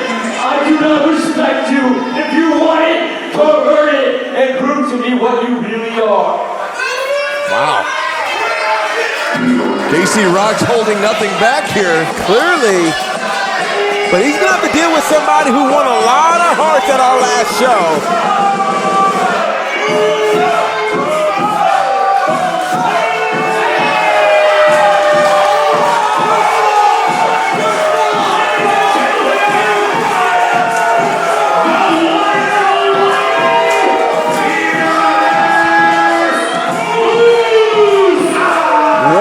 Most fearless men we know, GB. Fearless Musa making his way, and listen to the reception from this great crowd here at District Atlanta. I'm telling you, these people love the Fearless Musa. He won their hearts significantly last month where he found himself going coast to coast, border to border in that Ring Crew Rumble. Should have earned a shot, got cheated out of that. Oh, wow, and here we go. KC Rocks going straight after the Fearless Musa. Yeah, Rocks not even waiting at all for Musa to take in this adulation from the crowd, and there's a big right hand from Musa to Rocks, sends him down to the floor. Fearless Musa was hoping to get another opportunity, an earn an opportunity at Zicky Dice here, but he kind of got cheated out of that match last month. And so now here he is getting an opportunity with KC Rocks. And these guys have been going back and forth on social media. Oh, absolutely they have. And look at this. They might spill back out into the crowd again. I'm telling you, you never know where you you could end up and where the action ends up in a CDW event. That's why you got to get out here to District Atlanta. I believe our cameras are keeping up because I know we sure can't keep up from the action all the way on the other side of the building there. And I'm telling you, this is all over the place. These guys are out in the crowd right now. Our crowd definitely getting their money's worth here. For sure, and the referee is being extremely lenient in following them around and not counting them out right now. There's a shot right to the gut there from Musa to KC Rocks, and he just got planted face first on that table, it looked like. I'm telling you, they are getting a full tour of District Atlanta, getting to the VIP section and everything. Uh-oh. Oh, look out, folks. Look at this. Our fans need to look out. Oh, Heads my up. gosh. Oh! Musa just got dropped there by KC Rocks. And this has become extremely personal and extremely physical here between KC Rocks and the Fearless Musa. Our And now referee's they're out there. headed to the bar. Now they're right there by the bar. Heads up, folks. Someone go get T-Pain and ask, can you buy him a drink? They are fighting everywhere right now. I'm not even sure where they ended up. They're somewhere backstage. Yeah, they are somewhere backstage. Oh, and heads up, now they're coming back through the entrance once again. Good Lord. And Musa's walking out with a purpose right now. They're walking out with a purpose. Did the bell even ring for this match? I'm not even sure. That's a great question, GB. But that might explain why the ref hasn't counted them out. But this is dangerous. Musa has plans. This is going to be dangerous. Musa has big plans. Oh, my gosh. Looking for a powerbomb out here on the entrance ramp, but KC Rock's able to jump up on the ring apron, and now, look at this, a cannonball off the ring apron, taking out Musa. These guys are having an extremely personal situation, and the ref's not counted, so I'm going to assume that the bell is not wrong, so this match has not begun yet. Yeah, I think you're right, GB. Now, Musa's in the ring. Once KC Rocks gets in there, I think we're going to finally start this match officially. I'll tell you what, this thing, and listen to these people. And there's the bell from referee Paul Santa. And look at this. Rocks charges in, he eats the feet of Fearless Musa. Musa is fired up. I think it's safe to say that CDW is Musa country. Absolutely. This crowd firmly behind the Fearless one. I love to see it. Fearless Musa has worked so hard, and now he's getting the love that he deserves. Now, can he go ahead and convert that into a big win here over KC Rocks? Hopefully he's not spending too much time heading up top here. That's a great question. We're about to find out. Looking high risk. Look at that. We saw him hit that shooting star press last month. Can he hit it again? Oh, no, he was going for a stomp. Yeah, he opted not for it. Oh, wow. He probably realized that it was taking too long. Oh, and there's a DDT from KC Rocks. As KC Rocks was able to get up and avoid the stomp from the top rope. My goodness, what an encounter. And again, it started off hot, deeply personal between KC Rocks and the Fearless Musa. Musa now back up to his feet and gets taken right into the top turnbuckle there by KC Rocks. And there's a big chop there. Massive chop there. And I'll tell you, when things like this get this personal, both of these guys end up finding another gear, and we're seeing them. I've never seen KC Rocker this aggressive. And that's the thing, Rocks has been making big moves in the NWA lately, so he certainly has. He's been turning some heads, that's for sure, and now back with the advantage here is KC Rocks. And look at this, Rocks is figuring something out. What does he have in mind next for the Fearless Musa? He might be waiting a little too long here, allowing Musa to get back up. Oh, no. Delivering those swift kicks, one to the sternum, one to the back. There's another one. And look at this. But look at the way that Musa is like absorbing them. You're right. It's almost like it was just firing him up. It certainly was firing. Listen to this crowd. The Musa, oh! Caught him with that back kick right up under the teeth. The absolutely educated feet there of KC Rocks. And there's another big foot up under the chin. A pin attempt here for KC Rocks. Not going to be enough. Rocks calls himself the sensation of a new generation, and he could really be pulling that off if he gets a big win here over the Fearless Musa. Going to a front face lock here, going to try to choke out Musa. You know, we know that Rox historically has been trained by Ernest the Cat Miller, but right now he's spending time with Aaron Stevens in the NWA. Stevens is serving as his mentor, and you've got to think that Stevens will be watching the tape of this particular match, wanting Rox to get a big victory. Look at the strength here of Musa, able to pick up all the body weight of Rox. Wow. Are you kidding me? He was nearly choked out. He was able to get up and turn it into a suplex there. I'm telling you, these fans are on fire for what they're seeing with the fearless Musa and KC Rox. Musa just buying himself some valuable time here to recover. Absolutely, he wants to figure out where he is and what he's doing as he figures out what's next. Meanwhile, KC Rox has got to be thinking of the training from Aaron Stevens, pulling on things from Ernest the Cat Miller. What's he going to have to do? Both men now up to their knees and just trading blows center of the ring here. Rox now up to his feet. Musa needs to get back to the vertical base. He's grabbed him by the beard. Yeah. Oh my gosh. What a huge forearm there to Rox. The fearless Musa is on fire. But look at this. Rox will not be overcome. What a kick. Oh! What a huge chop there from Musa. It's going to take more than that to keep the big man down. You better believe it. And now, fearless Musa back in control of this matchup. Going to send Rox back out on the floor. They spent a lot of time on the floor before the match even started. They certainly did, and you've got to think that Musa has a plan. Musa's got a big plan. What does his plan entail? We're about to find out. KC Rox, heads up. Better look out. Oh! Rox got out of the way.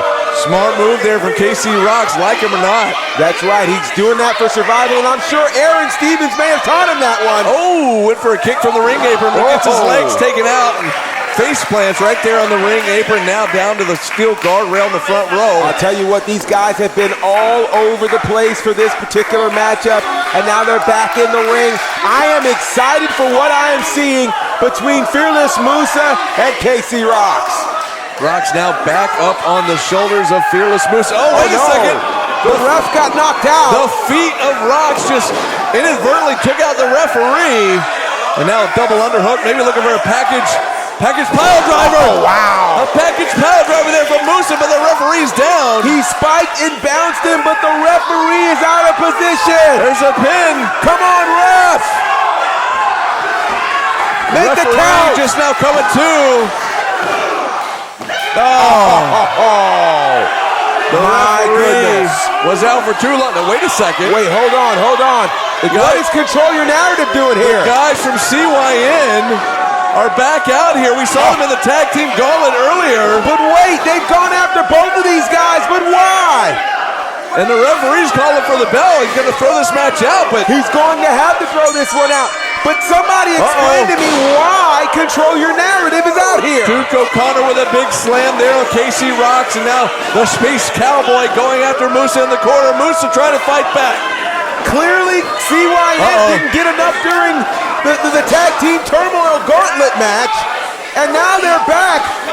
It's just crazy. This was a fantastic match we were seeing. Duke O'Connor now sending Musa out to the floor, and now both members of CYN still going after Musa. I don't like the looks of this at all. What in the world just happened? I don't understand what in the world prompted CYN to make an impromptu appearance out here. Both of those guys not involved in the match. I assume it's just thrown out because they attacked both guys. And I wanted to see how that one was going to end. These two were going at it. What an incredible match there. To that point, at least. Yeah, for sure. Between KC Rox and Fearless Musa. Hopefully, we'll see that one again. I'll tell you, let's run it back. This is the unpredictable nature of championship district wrestling. You never know who's going to show up or what's going to happen.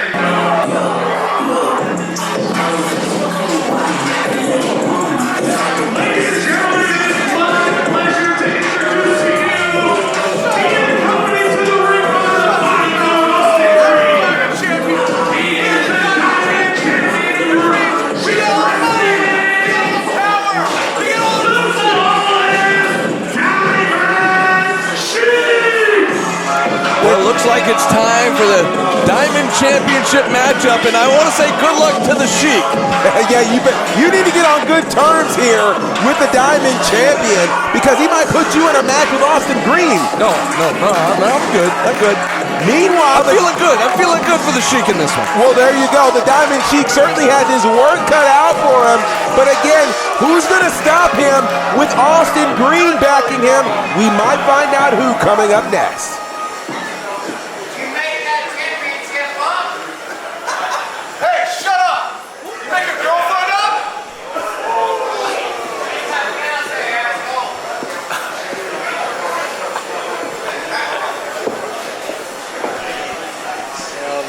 It's the fact they be really talking shit. I have been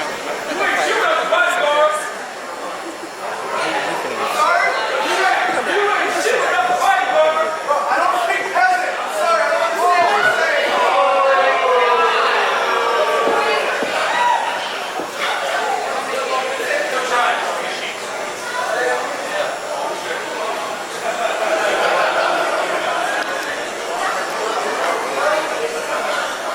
What happened? You're not showing up? Too scared? Too scared, huh? Wherever the Diamond Sheik's opponent is, I know you're in here. Bring it up, bud.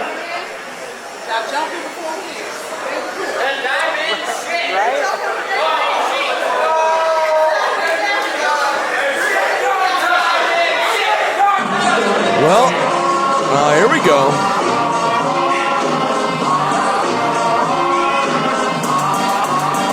Diamond Sheik's opponent making him wait, and here he comes. Bad news, tattoos. Carly Bravo is in the house here at District Atlanta.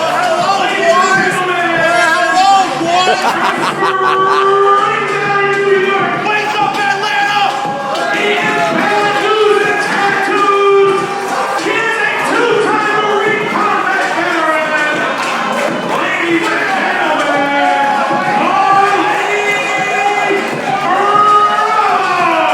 Hey, GB, just do me a favor. Don't tell Sheik that I just high-fived Carly Bravo on the way out. I don't have to tell him. If he watches this playback, he'll see it. Oh, man. I'm sorry, man. You're right. No, you're right. But you know, I'll tell you what, I don't know what this will look like. You might be in a better position if Carly Bravo is able to defeat the Diamond Sheik for the Diamond Championship. But here's the catch. This is a Sheik's Rules match. Oh. And we don't really know what that means. Well, I guess we're about to find out. But what we do know is that it's up to the Sheik. He's making, I don't know. Have they announced the rules? Or what? Well, we're asking, you shall receive. I just want to remind Carly Bravo, this is a Sheik's Rules match. What does that mean? What does that mean? You signed the contract, you don't know what it means? Let me explain to you a few rules, okay? Because I know you're scared, I know you might want to get yourself disqualified, but you cannot strike me with a closed fist, okay? This is a wrestling match. It's not a punching match. Open up that fist, all right? Yeah, you're on the top rope. Speaking of the top rope, you cannot dive off of the top rope onto me. Yes, this isn't gymnastics. We're not doing that. All right? Also, speaking of diving, I know you like diving through these ropes onto people. You can't do that either. You will be disqualified. Well. And also, last show you had your friend Sean Dean, the captain, come and interfere at the end of a match. That's why Austin will be allowed to be at ringside as my insurance policy that you don't bring Captain Sean Dean into our match. There you go. How do you feel about that? Well. Hey, too bad. Well, there you go. Sheik's Rules there. No closed fists. Nothing over nothing from the top rope. Nothing through the ropes. No dives. Yes.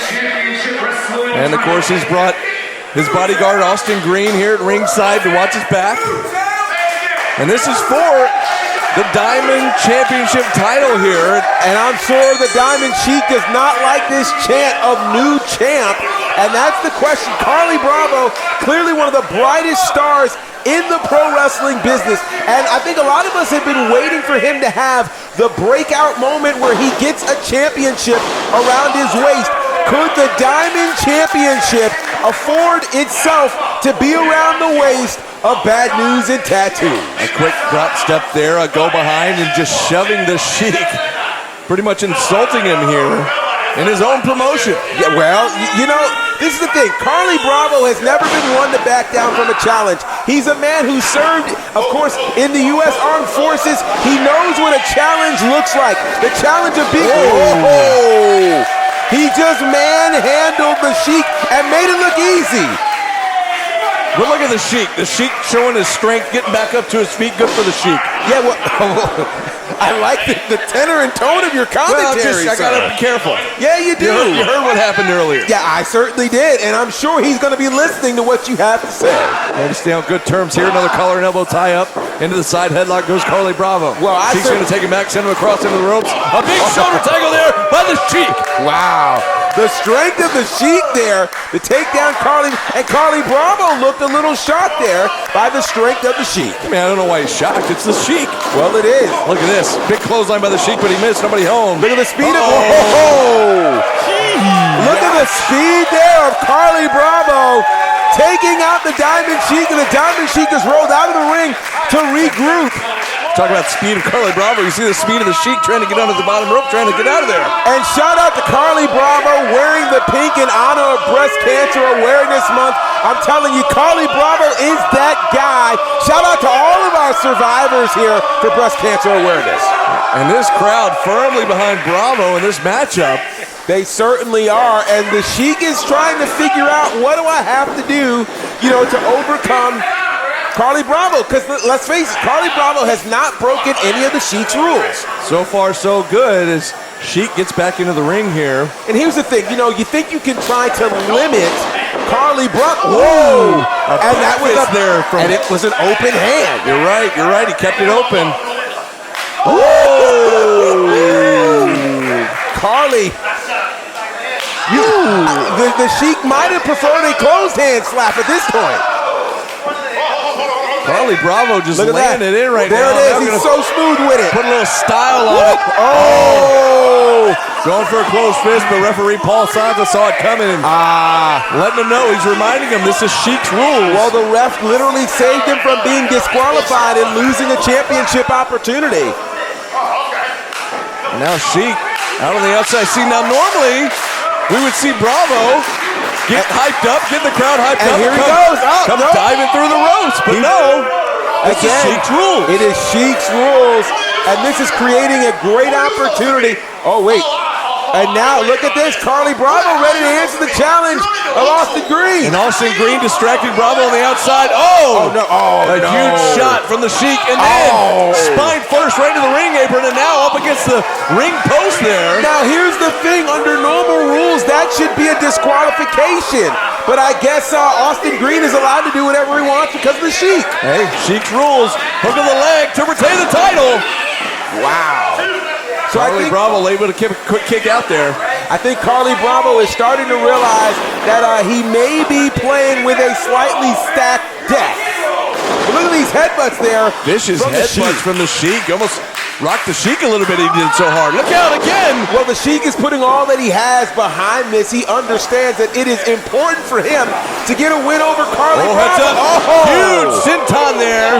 From the Diamond Sheik, hooks the outside leg again to retain his title. Now, the Sheik is very popular on social media. He's popular. You saw Rick Ross and the like. And the Sheik has been hearing the murmurs. He's been hearing the rumors. People even said it here tonight that he created his own championship as if he's not worthy. So he needs to get this win over Carly Bravo to kind of shut their mouths. Waiting for Bravo to get back to his feet. Sheik's got something in mind. Charges in with a big splash in the corner. Oh, boy. And now, what does the Sheik have? Look at this. Oh! And he just planted him. Scoops the arm, hooks the leg. Will it be enough? Count of 2. What a move there from Sheik. Incredible move, and we're seeing more out of the Sheik. You know, we're used to seeing Sheik in tag team matches or even in gauntlet matches, but he's really showing his prowess right now here against Carly Bravo. And look at this. The $1 billion dream here. That's exactly what it is. Billions didn't make it. Will Carly be one of the ones who did? It's billions, GB, because inflation. Yeah, well, this is true. Yeah. This is true. Look at this. The referee checking the arm here, but Carly Bravo not done yet. Carly Bravo. Again, he has fought all sorts of opponents there, obviously foreign and domestic. And here we go. Carly Bravo just went for a ride there from the Sheik. Another pin attempt. Will it be enough? Count of 2. Carly Bravo digging down deep. You know, the Diamond Sheik has been able to pretty much buy whatever he has wanted. He has, and some would say he bought the championship that he has. He certainly bought half of this company. And now the question is, he's going to have to fight for a win, which is something he's not used to doing a lot of fighting. He doesn't have to. He fights with his money, not with his fists. Carly Bravo now back to his feet. And again, open hand. Open hand right across the face. Carly looks and finds very creative ways. And now with the forearm. You're right, European uppercut, yep. And stomping on the fingers of the Sheik. He stopped him like GP. And there's a pump kick to the side of the head, taking down the Sheik. CB, are you with me? Oh, yeah. We're stomping fingers. We're going nowhere. Wait a second. Carly Bravo going up to the ropes here now. Now, wait. That was against Sheik's rules here. Sheik's rules. Referee reminding him here. But he can go to the second rope. He can go to the second rope. You know, that's a good point, GB. Look out. Splash from the second rope. Will it be enough to retain it? Well, wait a second. Wait. The bodyguard, Austin Green, pulling the referee out of the ring. Austin Green pulled the ref, and now he's saying he feels like Shaggy. It wasn't me. Just before the 3 count, the referee gets pulled out of position.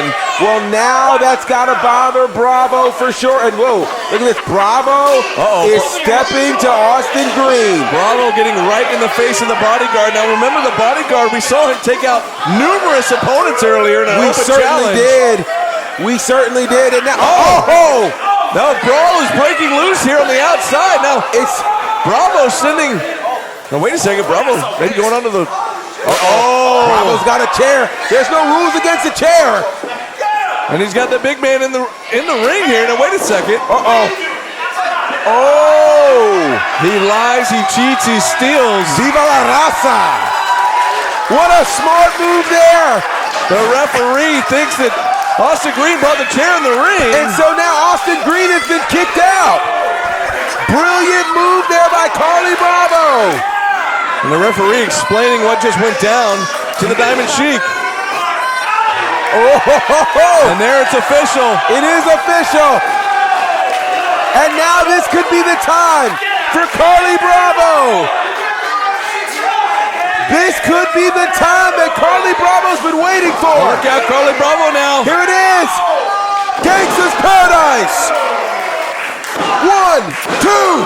We got a new champion. How about that? Carly Bravo is your new Diamond Champion. We got a new champ. Carly Bravo, bad news, tattoos, planting the Diamond Sheik with Gangsta's Paradise.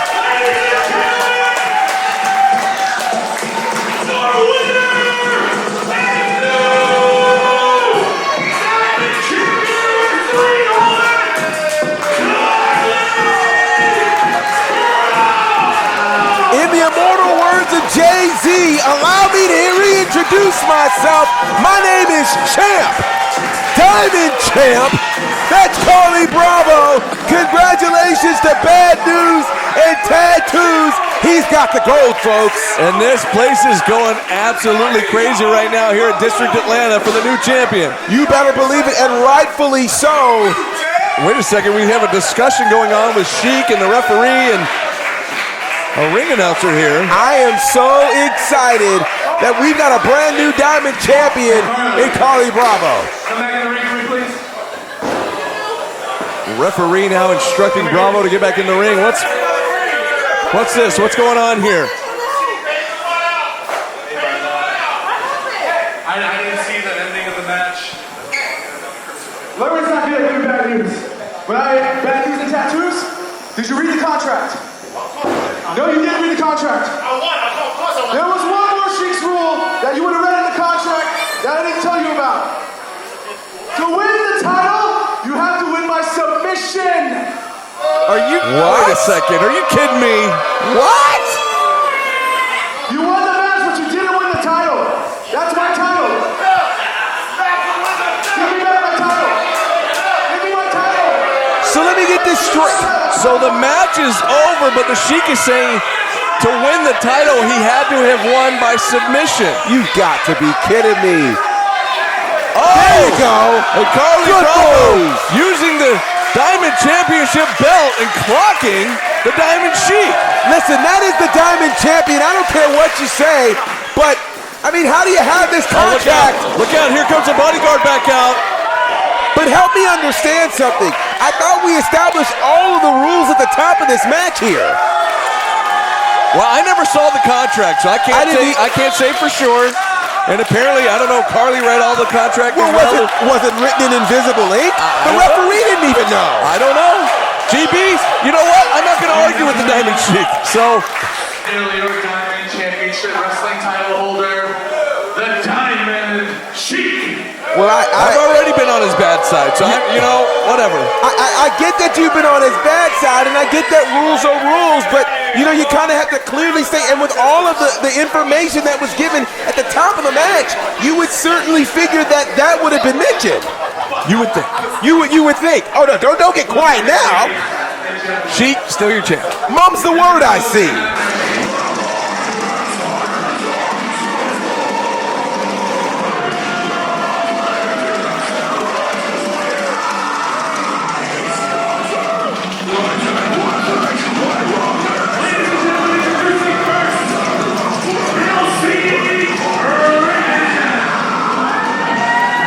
Reagan, she calls herself the man-made monstrous.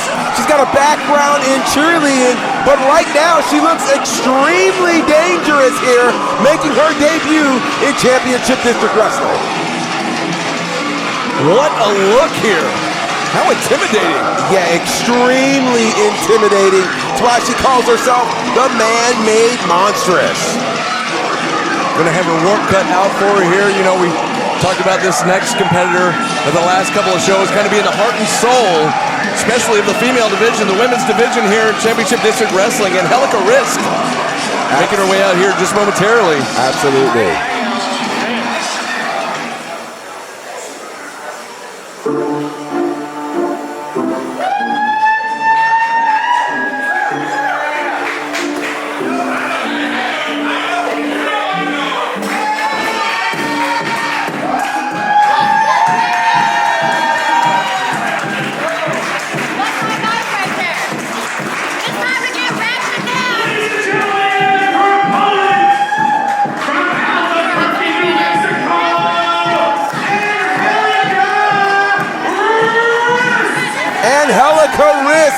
Sponsored this month by Brandon Lattimore. Shout out to him for the sponsorship. We certainly appreciate it. And then Helica Risk, as you mentioned, Brandon, the heart and soul on the female side here of Championship District Wrestling. She's had some really passionate and powerful bouts over these last couple of shows. And last month, she lost in a really challenging match to Kayla Rossi. How will she recover? We're about, whoa. But we saw such an aggressive side of her in that match. Not only that one, but in our first show as well. Absolutely. Who can forget that absolute brawl that she had with Robin Renegade that literally went all over the building here in District Atlanta? Absolutely. Side headlock takeover there from Kelsey Reagan there. A handful of hair, though, from Risk. Kelsey trying to escape here. Head scissors now from Risk. Kelsey Reagan, who debuted in 2019, trained by Devon Dudley and Gangrel. She's been all over the place in this business, and she has a look that you cannot turn away from. Big shoulder tackle there from Kelsey Reagan. Now with the advantage. Risk going for the trip.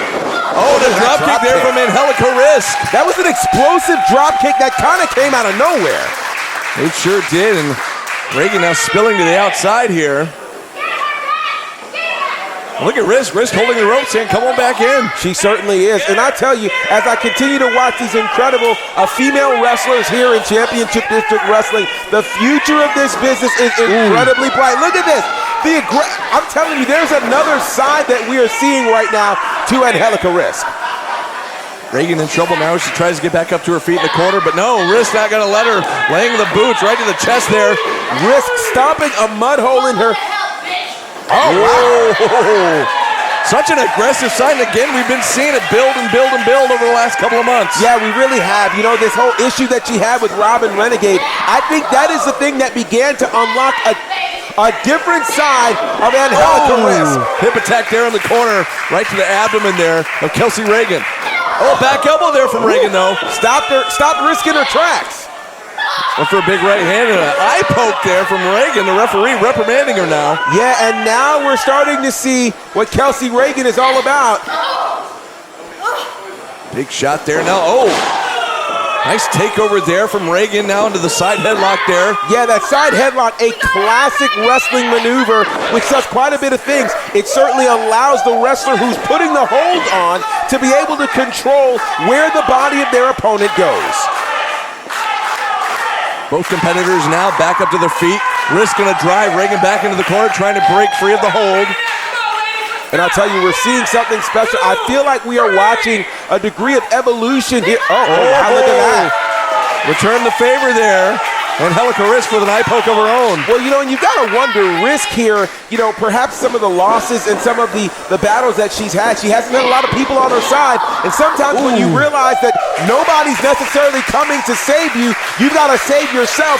These are the kinds of tactics that you pull out. Reagan now hung up on the second rope. Oh, look out, she's going to dial up the 505, but she got caught. Oh, the 505 and the 404, but none of that seemed to work. My goodness, Angelica Risk hit hard. Pin attempt here from Reagan. No, just a 1 count. Reagan there with a perfect counter there to the 505. She saw it coming. And now Angelica Risk in a bit of trouble here. Hung up on the second rope once again. Yeah. And now the knee right to the spine there from Reagan. I'll tell you what, it is really, really challenging watching what's happening right now as Reagan is starting to gain control.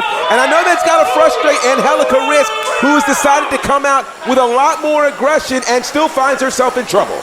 Reagan taking advantage of that referee's 5 count there with that boot across the throat. Now she's got Angelica Risk propped up on the rope and a big chop there. But anything you can do. But look at the look on Reagan's face. She almost liked it, actually. No, she totally liked it. Oh, man. It was literally speaking Reagan's language there. How crazy was that? And now Reagan in control here. Snapmare takeover. She rolls through as well. Oh, and another big chop. An extremely physical night here and a physical match. Count of 2. Big count of 2 there, and Kelsey Reagan, as you can see, is just continuing to ratchet up the pressure. What a kick! Big kick right to the spine there of Angelica Risk. Risk in trouble, no, she fires away. A couple of body shots and a big forearm right to the spine. Oh, a palm strike to the back of the head, it looked like. Such a strategic palm strike there from Kelsey Reagan, and we're seeing something really, really special here with both of these competitors. Angelica Risk, clearly the fan favorite here, is this great crowd here at CDW at District Atlanta, firmly behind Angelica Risk, but she's got that foot once again right up under the throat, taking advantage of the referee's count once again. Yeah, it is really, really putting some damage on Angelica Risk, and now Risk is really having to think, what does she have to do to really kind of counteract Kelsey Reagan? Heads up, heads up. Oh! Face-washing kind of boot there from Kelsey Reagan. Trying to loosen some teeth there on Angelica Risk. You see her holding her face. Yeah, another pin attempt here. Hooks the outside leg. Will it be enough? Count of 2. Reagan has kind of stunned this crowd a bit. Who I don't know if they expected Reagan to come out this strong against the heart and soul of Championship District Wrestling, Angelica Risk. And now, could this be a mistake from Reagan? Arguing with the crowd, a quick roll up there. She didn't see it coming there. Risk almost had her. Oh, but look at that. A sling blade. Can she take advantage, though? Again, jawing with the crowd here. I'm really impressed with what I'm seeing here from Kelsey Reagan. Outside leg hook, not going to be enough. And Reagan seems to be getting more and more upset the more she's not getting a 3 count in this situation. I got the rear naked choke applied. Now just trying to cut off that air supply there. Angelica Risk, as she's trying to get back to her feet, answers with a couple of elbows right to the midsection. Oh, and a jawbreaker there. Just rocked Kelsey Reagan. Pretty impressive here. Oh, DDT! Wow. She DDT! stuck that DDT right on the top of Reagan's head. Does she have enough to roll over and make the pin here? That's the question. Will she capitalize? And she's getting back up. Risk with a big right hand. So much has been taken out of both competitors here. But they're fighting back with everything they have. And look again, Reagan with that grin, that psychotic grin. Yeah, it is crazy. Reagan is not from this world, I'm telling you. Oh, big shot there from Risk. Blocks another one, hits another one there from Risk to Reagan. What a send match. Reagan across. Reagan reverses, sends her into the ropes. Oh, shoulder tackle there from Angelica Risk. And another shoulder tackle from Risk. Risk ducks the clothesline, charges in. Oh, Thez press here. And she's wailing away now on the side of the head of Kelsey Reagan. I'm telling you, we've had the opportunity to watch Angelica Risk almost from day one, and to watch her maturation is something special. Both ladies back up now. Oh, she tripped her up. It was a drop toe hold, and she hung her up on the second rope. Creative. It could be a setup for perhaps the 505. Here we go again. She dials it up once again, and this time she caught all of it. Every bit of it. Can she get the cover? Pin attempt here, hooks the inside leg. Count of 2. And no, Reagan able to kick out once again. This is an impressive showing from both Kelsey Reagan and Angelica Risk. These ladies are leaving it all here on the mat. Risk now with the front face lock there, but you see Reagan trying to fight out. She finally does and answers with a big forearm. And now... Uh-oh. What she got in mind here? Looking for a big scoop in us. Oh, Michinoku driver here. Is that enough? Oh! Count of 2. Almost had Risk, but Risk able to kick out in the last possible second. We've got a special one here. Kelsey Reagan and Angelica Risk. Locking up the legs here. What she got in mind? Bridges into a face lock as well. I love this move here. A big submission. Almost. And look at the placement in the ring. Yeah, it's brilliant. She had her close to the middle of the ring, but Risk is trying to drag her over to the ropes. And somehow, some way, Angelica Risk able to claw and scratch her way all the way to the ropes. And look at Reagan taking full advantage of the 5 count before having to release the hold. Very smart move. And now, rear waist lock here from Reagan. I'll tell you, Risk trying to fight out with those back elbows. Yeah, Risk is being severely tested here by Reagan. Oh. And dropped her on the back of her head. Can she take advantage? Hooks the outside leg. Got her! And she got her! Wow! And Angelica Risk comes away with a big win. Big win there for Angelica Risk, and she needed this one. She needed to be able to rebound after the disappointment of last month. Wait a second, GB. Look at this coming from the crowd. Oh, boy. We talked about them earlier. It's the Renegade Twins. We certainly did. Oh, boy. Here we go. And they're picking up right where they left off in their first show. Yeah, the Renegade Twins have had it out for Angelica Risk. Risk is all by herself here. Yeah, she's all alone. She's in big trouble here as Robin and Charlotte just laying the boots to her now. And I'll tell you what, Risk is going to need some help from somewhere. It's Hyena Hera and Kaya Dream and Caitlin Alexis all making their way to the ring here. I'll tell you what, I like this. I like the fact that they're coming to the aid of Angelica Risk, and it's getting very clear that at the top of the female food chain here in Championship District Wrestling are the Renegade Twins. And look at this, Angelica Risk, Caitlin Alexis, Hyena Hera, Kaya Dream standing tall in the ring now. I tell you what, we've got something here, and I'm sure we haven't heard the last of this. Wow, what an ending here to this matchup. Absolutely crazy. Oh, now. Oh, wait. Look out, Hyena. Oh. Kaya Dream still not on the best of terms here. Wait a second. No, they aren't. No, wait a second here. Just when we think everybody's getting along. Oh, wait.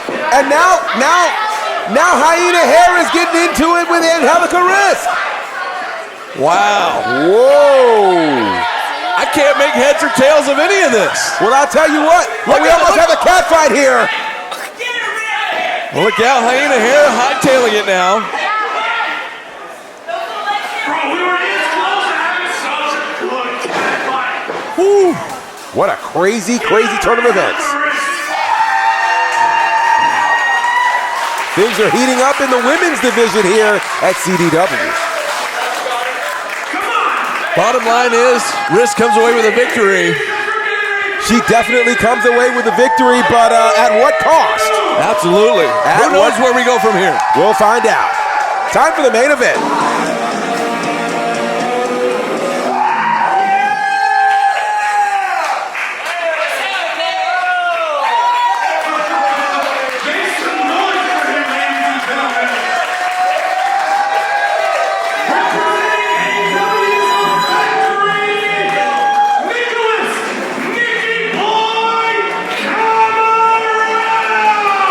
Well, here we go, GB. It's main event time here at Championship District Wrestling, and AEW Star, one member of the Factory, making his way here.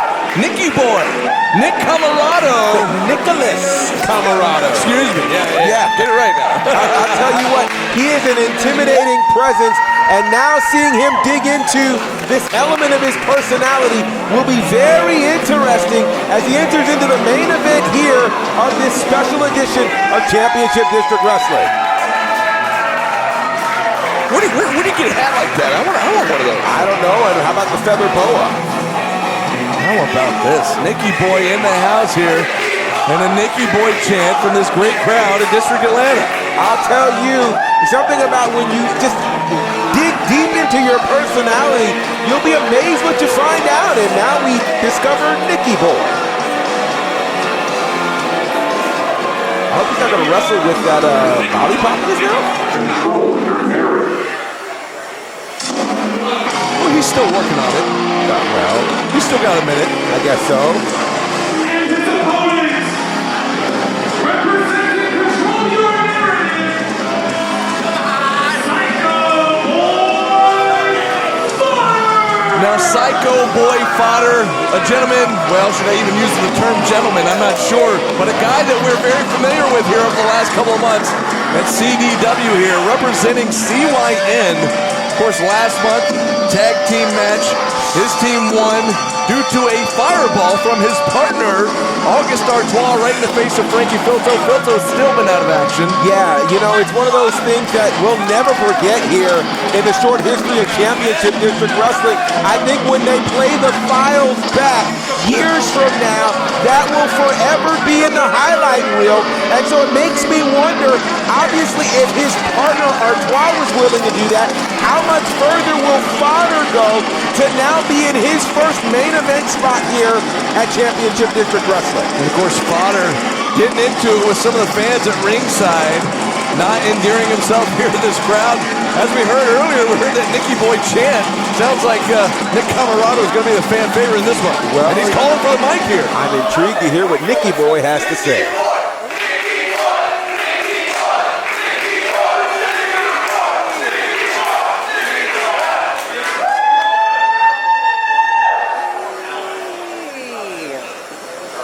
Ladies and gentlemen, how are we doing this evening?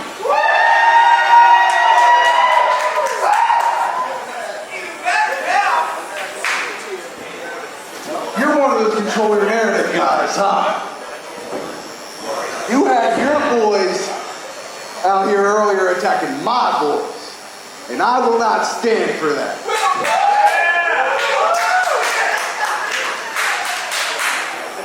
So for tonight's main event, I'm going to guarantee something entirely different. I'm going to control my foot's narrative and shove it right up your ass. Wow. I'm going to ask everybody out here, if you want to see me shove my foot up his ass, make some noise.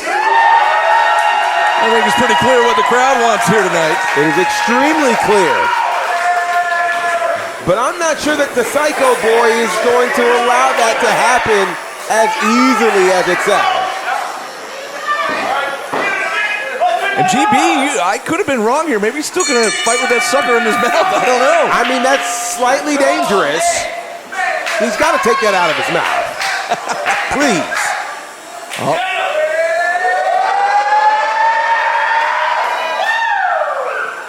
Oh!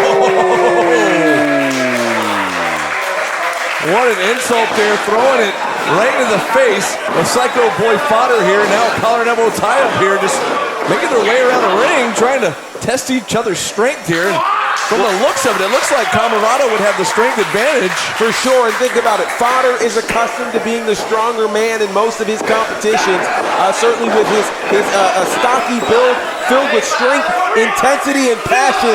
But now he's dealing with something completely different in Camarado. And the referee did not see it, but Camarado kind of fingered the eye there, courtesy of Fodder, and now just laying the boots into the big man. You know, no matter how strong you are, think about it, even Samson, there wasn't much opportunity for him when his eyes were poked out. What a chop there from Camarado. Oh, my goodness. Oh, ho, ho. And GB, I know we say this a lot with a lot of these folks on the roster here at CDW, but of course we've seen both of these gentlemen at the Nightmare Factory over the years, and to see how far they have come in the last several years has been pretty impressive. It has been very impressive. The personality that we're seeing, of course, from Camarado, and then Fodder is choosing his own narrative at this point. Exactly, and with ease there, another scoop slam there from Camarado. And now Camarado face first into the top turnbuckle, and now he's going to take him on a tour of the ring. Absolutely, introducing him to all of the kind turnbuckles. You hear the crowd here getting into it, and there's another one. Face first, top turnbuckle. Can he keep his feet? No, he can't. He certainly can't, and Fodder right now doesn't really know where he is. And you know, the last few times we've seen him, he's been connected, obviously, to some of his friends from Control Your Narrative. He wanted to insert the foot right in the you-know-where, and he almost did right there. Well, that was a really solid kick. There's no doubt about it. And you know, oftentimes when people say that they're going to do that, they really don't. But in this case, yeah, he inserted the foot. He lived up to his word, GB. He totally did. A man of his word. Oh, Fodder better look out. Heads up. Oh, wow. Oh, my heart just started racing. Oh, man. Oh. Wow. I think he faked everybody in the crowd out here. Us too. And, yeah, the speed at which he was moving. But no, he's still coming out. Now both men out on the floor. Fodder in trouble. Camarado with a big right hand right to the top of the head. Fodder is in big, big trouble. Nicky Boy just plants Fodder face first on the ring apron.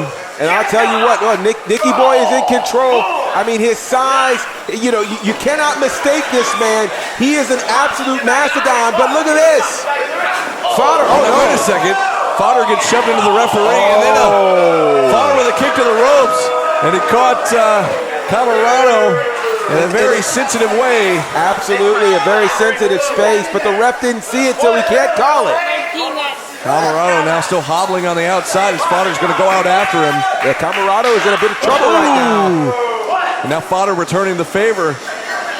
Taking Camarado face first off the ring apron. Yeah, and this is, you know, you talk about the movement of controlling your narrative, really getting to take control and ownership of your story. And Fodder would love for his story to include a win in the main event of this edition of Championship District Wrestling. Absolutely. How huge would that be to take out a member of the factory of AEW here? Yeah, it'd be a huge move. And rest assured, Fodder understands, and I think the rest of his Control Your Narrative brothers understand as well. Be a huge feather in the cap now as he's still taking it to Camarado. Camarado's struggling. Now in the corner once again, and look out.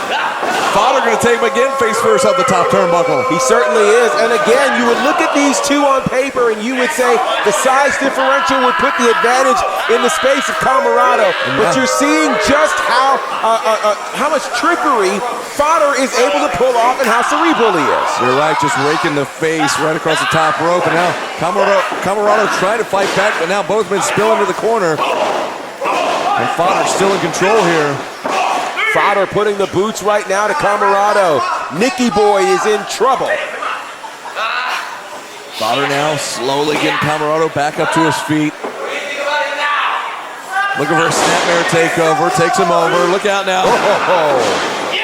And then a big stomp there from Fodder. And Fodder is in control. Hook of the leg, will it be enough? Not quite.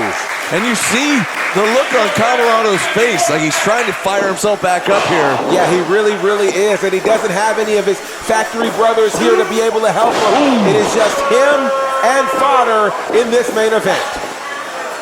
Another leg drop there right across the throat of Camarado from Fodder. Fodder into the ropes and a big leg drop this time. Massive leg drop there. Is that going to be enough? Another pin attempt here. Neglecting to hook the legs here might have been a mistake. Yeah, I think that was a big, big mistake there on the part of Fodder. The Psycho Boy trying to, again, figure out, and you got to think, even for the control your narrative movement, who really tonight has been dominant. Think about it. The effort that they had in the tag team turmoil match, interfering in that great match we were seeing with Musa and KC Rock. Right. They are really stamping their claim and their space here at Championship District Wrestling. They absolutely are, and look at Fodder now just wearing down the big man, putting some more pressure on him here. Yeah, and let's think about this. If Fodder can get this win for control your narrative, I think it really will make a statement for them in where they stand here in Championship District Wrestling. You see the referee checking the arm of Camarado. There's one. One more, and this match is over here. Oh, wow. Oh, he caught it. It was almost a wrap. And look at Camarado wagging the finger. He's not done yet. Not done by a long shot. As he struggles now, trying to get back up to a vertical base here. And now just using the strength, the ungodly strength to pry the hands apart, but Fodder wisely grabbing a handful of hair and taking Camarado back down. A very wise move there by Fodder. Oh, heads up. Another leg drop attempt, but went to the well once too many times. That's right. I said earlier, Camarado trying to fire himself back up, and it's starting to work, I think, as now he's finally back up to his feet here. I'm sure he can hear QT Marshall. Camarado can hear QT Marshall saying some things and teaching him some things right now that he's pulling on to be able to make this comeback. Huge butterfly suplex there from Camarado to Fodder. And Nicky Boy is firing up. To start the match, we saw a fun-loving side. Now we're about to see the monster side of Camarado. And you're not going to like him when he's angry. Charges in with another huge splash. Fodder just being flattened in the corner. Yeah, Fodder's in trouble. He's in big trouble. He's out of his feet. Trifecta here. And a huge power slam from Camarado. Hooks the outside leg. Will it be enough? Count of two. Somehow or another, Fodder able to kick out of that. Look at him. He can barely move there in the center of the ring. But he was able to kick out of that pin attempt. He definitely was, and now Camarado is thinking to himself, what do I have to do? And now it looked like he's giving the signal that he might be ending this. What does the end look like here for Camarado? Perhaps looking for a submission move here. Oh, look at this. Like a cloverleaf. Wow. A cloverleaf with that kind of power, but he can't fully lock it in. Fodder is fighting it, and rightfully so. Fodder able to get to the bottom rope, forcing the break here. That was a smart move there for Fodder. You got to think Fodder had to know if he got locked in that move, it could have been over. Wait. Quick roll up here from Fodder's got the tights. No way. Oh, the referee saw it. You're right, GB. Yeah, the referee saw it. He wants to keep this match with integrity, and Fodder doesn't like that at all. Fodder's got to be careful. Hey, the referee's just doing his job. Absolutely he is. Now Camarado back up now. And Fodder with a big right hand right up under the chin. Fodder is doing all he can to walk away with a victory here. Gonna send the big man across. No reversal by Camarado. Sends in Fodder. Fodder ducks the clothesline. Looking for a sunset flip, but he slipped off. He slipped off there, and it turned into a bit of a backdrop. And now Camarado looks to take advantage. Could he now finally get that cloverleaf, perhaps? He stepped over. Now he's fully on. He's fully stepped over, and he's got it locked in here. And he's leaning back. Oh, no, wait a second. We talked about control your narrative. Space Cowboy, Duke O'Connor from CYN making their way back out here now, just laying the boots to Camarado. And Camarado's in trouble because, like you said, GB, to our knowledge, I think there's nobody else here from the factory. Now, Camarado just being attacked. It's a 3-on-1 at this point. Yeah, it kind of feels like Control Your Narrative has tried to take this show over. Of course, the referee's throwing this match out. It's a disqualification. Camarado comes away with the W. And now Fodder has gotten a chair. Uh-oh. This is not good. Somebody's got to get out here to help Camarado. I don't know who's left in the back that can help, but we need somebody out here. Yeah, somebody make your way out here. Don't let this travesty happen. Oh, come on. Oh, gosh. Shot right to the abdomen there with the rim of that chair. So it's very clear that CYN has an agenda here, and this agenda is seemingly picking apart all things CDW. And now a 3-on-1 assault here as CYN just laying the boots to Nicky Boy, Nick Camarado here. This is ridiculous. This is ridiculous, it's insane, and you've got to wonder who's going to do something about Control Your Narrative. Ladies and gentlemen, cleared by disqualification, Nicky Boy. Shut up. Camarado still down, still reeling there, and Fodder telling our ring announcer to shut up as he was trying to announce Camarado as the winner by DQ. But look at the way that Control Your Narrative is just commandeered this ring, and they are basically taking this space hostage And you're right right, now. and they've been doing it all night, GB. They have. Yeah, we were trying to figure out why they came out during that match involving Musa and KC Rocks, and now I think we understand. I think this could be an attempt, I don't know, at some degree of a takeover or staking their claim here in terms of CDW. What is going on here? Not quite sure what to make of this here. CYN's gonna make their way to the back here and just leave Nick Camarado laying in the ring here. The fans are chanting. And good for Nick. Unfortunately, he had to go through that, but now he's making his way back up to his feet, showing his resilience here. Yeah, and we definitely need that, but now the question is, what in the world do you do about CYN?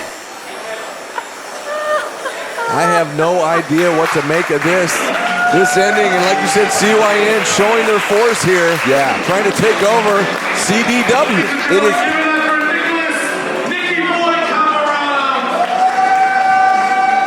And it really makes you wonder now what's happening here. This has been one wild night. I tell you what, we will see you next time we appear here in District Atlanta. We can't wait to see you again. But until then, I'm Brandon Benefield. This is Gerard Bonner. Send him home, buddy. Yeah, we are appreciative of you joining us here on YouTube tonight, and we hope you join us here in District Atlanta for the next edition of Championship District Wrestling.